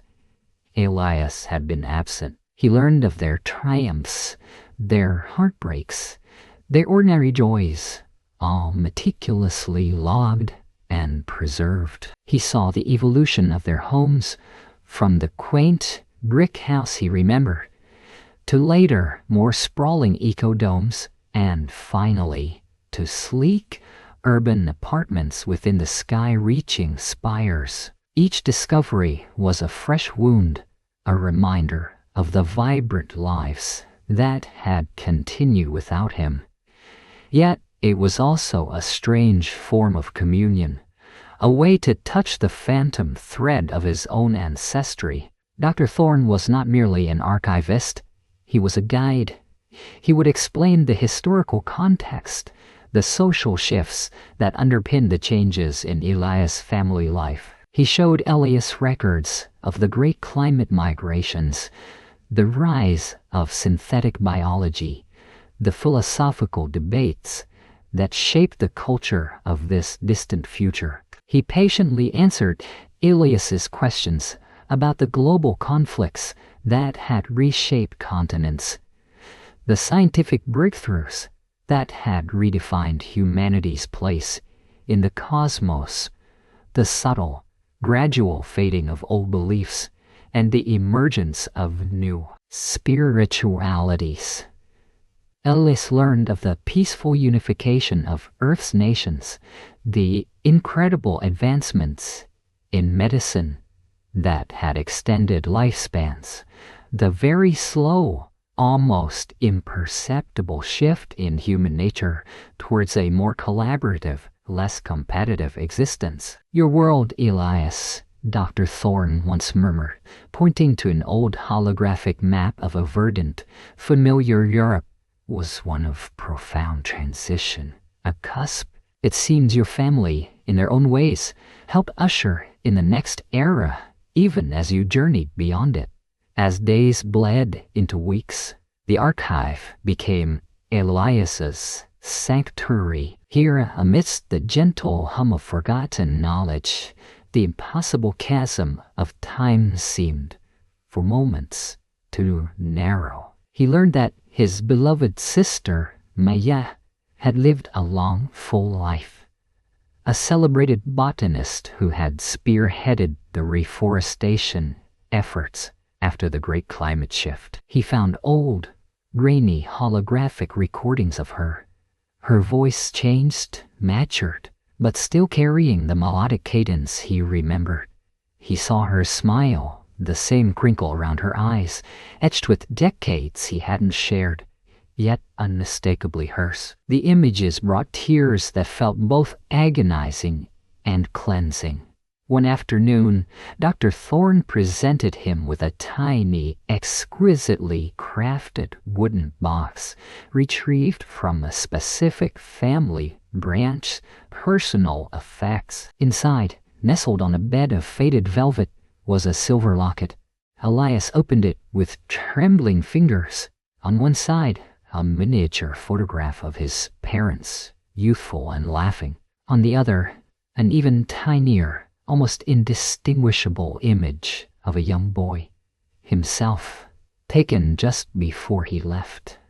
"This was passed down through your sister's line," Dr. Thorne explained softly. It seems she held on to it, a keepsake from her earliest memories. A reminder, perhaps, of the brother who went to the stars. Holding that locket, Elias felt a fragile, shimmering connection. It was a physical tether to the lost, a whisper from the past that resonated with his own aching heart. He was still a ghost, yes, a melancholic echo, but now he was a ghost with a history, a spectral thread weaving him back into the tapestry of humanity. The bridge Dr. Thorne had built for him was delicate, easily broken by the relentless currents of time, but for now it held, allowing Elias to glimpse, however fleetingly, the faces and the stories that had lived on, long after he had lived, after he had left. The stars, the air in the grand chronological archives, was not heavy with dust, but with silence. A silence so profound it seemed to absorb all sound, even the rustle of Elias's own breath, leaving only the echo of his heart. The digital hum of countless servers, housing the collective memory of a future he barely understood, was a low, almost imperceptible thrum beneath the quiet. It felt less like a public institution and more like a vast, hushed tomb, each data packet a polished urn holding a fragment of lives long past. He walked through corridors that felt like dreamscapes, the subtle glow of information nodes reflecting in the polished floors, mimicking distant stars. Elias was a phantom himself, Elii out of time, seeking another phantom. His daughter, Lily, his Lily. The name was a fragile thing in his mind, a whispered prayer against the roar of centuries. He had carried her image, a photograph pressed into his memory, a child with curious eyes and a quick, bright smile. Now, he was searching for a woman, a life, a history woven without him. The archivist, a kind woman whose eyes held a faint, distant sympathy, had guided him to the ancestral records subsection. She spoke softly, as if not to disturb the sleeping past. Most personal histories are aggregated here. Dr. Vance, we can filter by direct lineage or by notable contributions. Elias merely nodded, his throat too tight for words. Notable contributions. Had his daughter, the little girl who once filled his lab with the scent of crayon and innocent questions, become notable? The thought was a double-edged sword. Pride for a legacy he couldn't witness, and a crushing sorrow for the chasm of shared moments. He began his search, his fingers, still accustomed to the tactile feedback of an older world, moving with an almost reverent slowness across the translucent interface. Lily Vance, date of birth, precise to the millisecond he remembered. Date of departure, nearly 200 Earth Standard years after he had left. 2 centuries. The number was a physical weight pressing down on his chest. The first records were clinical, educational milestones, early career achievements in biogenetics. He saw her name attached to patents for advancements in cellular regeneration, to breakthroughs in xenobiotics. Each entry was a stone laid on a path he hadn't walked, a monument to a mind he had helped shape, but then left to flourish alone. It was like reading the biography of a stranger, yet every line resonated with a familiar echo, a ghost of the brilliant child he knew. He saw her mind at work, the precision, the innovative leaps, the echoes of his own fascination with the unknown, refined, and the family records.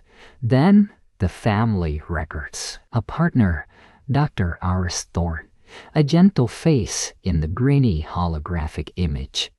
His arm around a smiling, older Lily, children, grandchildren, a lineage stretching out, a vibrant tapestry woven thread by thread, each new life a testament to her existence, her continuation.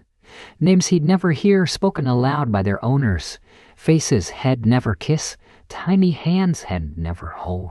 His heart ached with a unique, unbearable pain, the grief of a future lost, not just for himself, but for the connection to his own bloodline.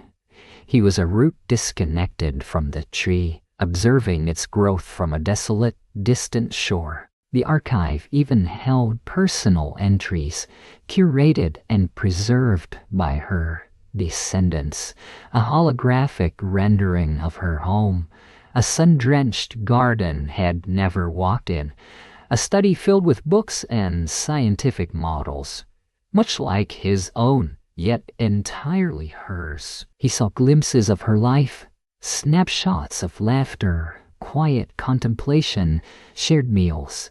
It was a life rich and full, lived with purpose and love, and it was a life he had missed every precious, fleeting moment. He scrolled further, the interface, responding to the lightest touch, to the unspoken yearning in his gaze. He found a section marked Personal Commemorations, a digital plaque shimmering with soft light appeared. It detailed her contributions to a global biodiversity project, her tireless work in ecological restoration, her advocacy for intergenerational empathy. Lily, his Lily, hadn't just been a scientist. She had been a healer, a protector. A profound sense of quiet pride welled within him, mingling with the ever-present ache of absence. And then nestled among these records, a small, almost hidden icon, labeled Voice Journal Entry, Personal. His breath hitched, a voice, not just words on a screen, not just a distant image, but the very sound of her. He hesitated, his finger trembling over the icon. What would it contain? A musing on science? A personal reflection? Would it be a voice he recognized, or would time have altered it, aged it into something new and strange? He pressed play. A faint hiss, like the sigh of distant waves, filled the silent archive. Soft, a little husky, yet undeniably familiar. It wasn't the voice of the child who used to ask him why the stars twinkle, but a matured, gentle whisper, carrying the weight of years of wisdom. It was Lily. It's strange, the voice began, a fragile thread woven from the past. Sometimes, especially on clear nights, I look up at the sky. I wonder where you are, Pa. I know the mission was important, crucial even, and I understand the physics truly, but understanding doesn't always mend the heart, does it? Elias closed his eyes, a tear escaping, tracing a path through the dust of his own neglect on his cheek. He had told her that once, understanding doesn't always mend the heart. It was a phrase he'd used, a quiet admission of his own struggles with the universe's indifference. She remembered. Grandma Evelyn, her voice continued, a tender inflection. She used to tell me stories about your smile, about your boundless curiosity. She kept your lab coat, said it still smelled faintly of ozone and ambition. I have it now. Sometimes I just hold it. It's silly, I suppose, for a grown woman, a scientist in her own right, to cling to such things. A soft, melancholic laugh, like the rustle of dry leaves in a gentle breeze. But it's a tangible link, isn't it, to a past that feels almost like a dream, to a father who is somewhere beyond the stars. A ghost, he was the ghost, and now she was a ghost to him. A gentle whisper from a past so far removed it was almost another lifetime. This was his reunion, not a warm embrace, not a shared cup of tea, but the disembodied sound of her voice, traversing centuries to touch his heart. It was a reunion with a memory, an echo, a presence as real and as ephemeral as a dream at dawn. I hope wherever you are, you found what you were looking for. Her voice faded slightly, imbued with a longing that mirrored his own. I hope you know you were always loved, more than the stars you chased, more than the theories you proved. The recording ended with a soft click, leaving the archive's silence even more profound, yet now filled with the spectral resonance of her words. Elias remained motionless, his hand still poised over the interface. He had heard her. He had heard his daughter. He had glimpsed the rich tapestry of her life, the enduring warmth of her spirit, and it was magnificent, and it was irrevocably, heartbreakingly lost to him. The chasm of time yawned, as deep and silent as ever, and he stood at its edge, clutching the phantom sound of a love that transcended epochs, a bittersweet testament to the cruelest irony of his long journey home. The silence that followed the initial shattering revelation wasn't empty. It was a vast, echoing chamber, filled with the ghosts of forgotten laughter and the phantom touch of hands now dust. Elias had absorbed it all, not in a sudden, violent impact, but in a slow, insidious seep, like a deep-seated chill spreading through his very bones. The changes, the architectural marvels that defied his understanding of gravity and material, the soft, melodious language that barely resembled his own, the faces so subtly different in their bone structure and eyes, were not just external shifts, they were proof of a chasm that yawned open, not just between his time and theirs, but within the very fabric of his being. His grief wasn't a tempest, but a persistent drizzle, soft and ceaseless. He found himself walking through a world vibrant and alive, yet perceived it through a translucent veil, like a forgotten memory trying to manifest in the present. The first weeks blurred into a quiet routine of observation and profound internal monologue. He would sit by windows overlooking bustling sky streets, watching the iridescent hovercrafts weave intricate patterns against a perpetually twilight sky, and whisper the names of his family into the cool, recycled air. Sarah, little Leo, his parents who had waved him off with such proud, tearful smiles. He wondered what their final moments had been like. Had they thought of him? Had they whispered his name too? Across the silent, indifferent void, he wasn't broken, not in the way one might shatter a fragile artifact. Instead, he felt like an ancient, intricately carved piece of drift, smoothed by an impossible tide, carrying the scent of a forgotten ocean. His loss was not something to be overcome, but to be integrated, to become a part of the unique topography of his soul. He was a whisper from a time that had ceased to be, a living anachronism. This realization, once a source of unbearable pain, began to settle into a quiet, almost sacred purpose. He was a bridge, a single, fragile span connecting the epochs. The people of this distant future, for all their technological prowess and advanced understanding, were captivated by him, not with the frantic curiosity of a museum goer, but with a gentle, almost reverent awe. They would approach him not boldly, but with soft steps, their voices modulated to a respectful murmur. They didn't see a relic, they saw a living memory, a direct link to the stories they only read in history banks. He became, by quiet accord, the keeper of the before. His dedication to sharing his story didn't manifest as grand pronouncements or eloquent speeches in vast halls.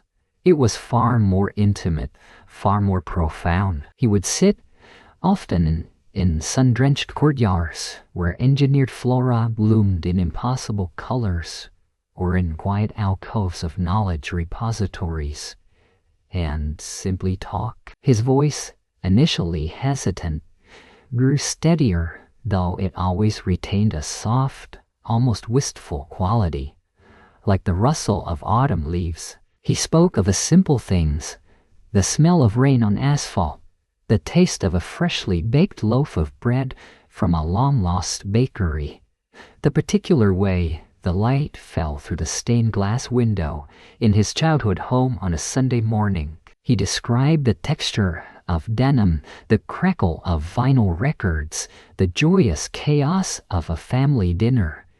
These were not just anecdotes, they were anthropological data, emotional artifacts. He spoke of humanity's stubborn optimism, its capacity for both great cruelty and boundless love, its relentless pursuit of progress, even at the cost of familiar comforts. He detailed the political anxieties, the scientific breakthroughs, the cultural shifts of his own time, painting a vibrant, three-dimensional portrait of an era now existing only in academic texts and his own mind. He described the launch of his vessel, the hum of the engines that promised so much, the stars outside the viewport that beckoned with irresistible allure. He spoke of the vast, featureless stretches of hypersleep where time ceased to exist for him, only to reassert its terrible dominion upon his awakening. And then the return, the quiet horror of the data readouts, the confirmation of the immense temporal gap, the desolate beauty of a homecoming that wasn't a homecoming at all. He didn't embellish, didn't dramatize. He merely recounted, in the calm, measured tone of someone describing a dream they can still vividly recall, but know is forever out of reach. His audience, whether a small group of students or a gathering of eminent historians and philosophers, would listen in rapt silence, occasionally offering a gentle, almost imperceptible nod. Their advanced understanding of physics gave context to his personal tragedy, transforming it from mere misfortune into a poignant demonstration of cosmic law. They understood, intellectually, the principles of time dilation, but Elias brought it to life, not as equations, but as the ghost of a child's laughter, the echo of a wife's embrace, the phantom warmth of a home that had continued for centuries without him. He became a living testament to humanity's enduring spirit, not because he had survived, but because he chose to live within the melancholic beauty of his unique existence. He was a walking archive, a breathing, feeling record of a world that was both irrevocably gone and, through him, still present. He observed their world with a gentle curiosity, sometimes pointing out forgotten etymologies in their language, or remarking on how a certain societal habit resonated with an ancient custom from his own time. He was an accidental anthropologist, a cultural ambassador from a buried past. There was a profound melancholic beauty in his cosmic journey, a beauty he began to understand and articulate. It was the beauty of consequence, of sacrifice, of the unyielding laws of the universe. It was the beauty of discovering that even across millennia, the fundamental human longings for connection, for meaning, for a place to call home, remained unchanged, merely expressed in different forms. He had lost everything, yes, but in that loss, he had gained an unparalleled perspective, a depth of understanding that no one else could ever possess. Sometimes, during the quiet moments between his stories, when the future sun dipped below the horizon and the synthetic starlight filled the city, he would close his eyes. He wouldn't see the faces of his loved ones with perfect clarity anymore, for even his memories were beginning to blur at the edges, worn smooth by the relentless friction of time. Instead, he would see glimpses, a flash of Sarah's smile, the feeling of Leo's small hand in his, the familiar comfort of his old armchair. These weren't sorrows to be wept over, but rather precious, fragile shards of light from a distant galaxy, which he carefully held within himself. He was Elias, the man who had traveled across time, not to conquer or to discover, but to bear witness. And in that quiet, whispered act of bearing witness, he found a new, unexpected kind of home within the vast, indifferent universe. He was the melancholy echo, still resonating, still teaching, still existing, an enduring testament to a journey whose true cost was measured not in miles, but in the heartbeats of centuries. The soft hum of the environmental systems was the only lullaby Elias knew now. It was a constant, almost imperceptible whisper in the background, a far cry from the chirping crickets or the gentle rustle of leaves that had once scored his nights. He sat by the panoramic window, his gaze drawn to the endless tapestry of stars. Tonight they felt different. They were no longer a cruel reminder of the impossible distance, nor a tantalizing glimpse of a home that had aged beyond his recognition. Tonight, they were simply stars. He remembered the early days, the sharp, almost physical ache in his chest. It had felt like a phantom limb. The world he knew, the people he loved, violently amputated by the merciless blade of relativistic travel. He was a ghost in his own story, an anachronism in a world that had moved on, not just years, but centuries. Every face he saw was a stranger, every building a monument to progress he hadn't witnessed, every whispered conversation a snippet from a history he hadn't lived. The pain was a dull, persistent throb then, a low lament always just beneath the surface of his consciousness.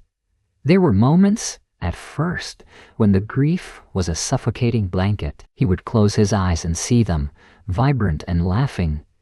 His mother's kind eyes, his father's steady hand, the playful glint in his sister's gaze as she teased him about his books. He could almost hear their voices, the cadence of their laughter, the very particular scent of their home. These phantom sensations were so vivid, so heartbreakingly real, that he would often open his eyes, expecting to see them, only to be met by the sterile, advanced reality of his present. It was a cruel trick of the mind, a haunting, and the physics of it, the cold, hard numbers of time dilation, only made it more agonizingly profound. He had left for a mere blink of his own life, but 1,000 blinks had passed for them. How does one heal from such an amputation? Not with stitches, nor with time, not in the way ordinary wounds mend. He found himself a relic indeed, a living fossil from an era long past. He carried within him the memories of a world that no longer existed, a fragile, fading blueprint of humanity's genesis. He spoke a dialect of emotions that felt arcane, yearned for a simplicity that was now considered quaint. For a while, this identity, the relic, weighed heavily, a burden of loss. He was a piece of history, true, but a piece that had been torn, not preserved. Yet, slowly, imperceptibly, like the erosion of ancient mountains by gentle winds, something shifted within him. Perhaps it was the sheer passage of the new time, the slow accretion of small, quiet moments in this future, or perhaps it was the way the young historians, the anthropologists of the new age, looked at him, not with pity, but with a respectful curiosity, an almost reverent fascination. They saw in him a bridge, a living whispers of their distant past. He was not just a survivor, he was a testament. He held the key to stories, to emotions, to a human experience that had been lost to the annals of history. He became, without seeking it, a beacon. He began to share his memories, not as a lament, but as a chronicle. His voice, once a quiet murmur of grief, became a gentle instrument of remembrance. He spoke of the taste of fresh rain, the feeling of soil beneath bare feet, the simple joy of a shared meal around a wooden table. He described the bustling markets, the art, the music, the very texture of his original world. And as he spoke, he watched their faces, seeing in their eyes a faint echo of understanding, a connection across the chasm of centuries. In their listening, his past found a new kind of existence, not lost, but transformed, carried forward in the collective consciousness. He was no longer a ghost, he was a storyteller, breathing life into a bygone era. Tonight, sitting by the window, the stars no longer mocked him. They were simply there, a vast, indifferent, yet profoundly beautiful canvas. He saw not the destination he had once sought, nor the home he had lost, but the cosmic ocean itself, stretching out in every direction, carrying untold histories and futures within its silent depths. His longing had dissipated, replaced by a quiet understanding of the universe's sheer, unimaginable scale. His own journey, once a source of bitter irony, now felt like a tiny, significant thread in that grand tapestry. He found a strange, dreamlike peace in this solitude. The memories of his loved ones were still there, but they no longer brought the sharp pang of absence. Instead, they were like beloved, recurrent dreams, vivid and comforting, existing in a dimension parallel to his own.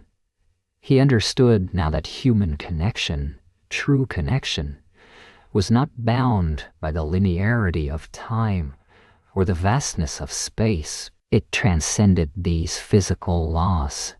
It was an enduring, energetic resonance, an echo that traveled through the centuries. His family, his friends, his lost world, they existed still, not in his physical present, but in the shimmering, ethereal realm of memory and shared humanity. He carried them within him, not as a profound, internal constellation. Their laughter, their love, their very being had not vanished. It had simply transitioned into a different form, a dreamlike state accessible only to him.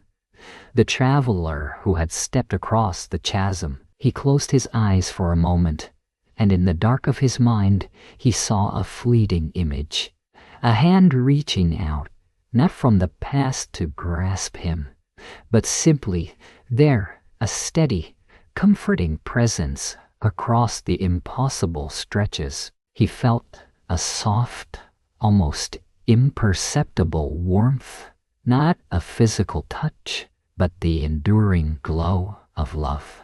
This was his peace.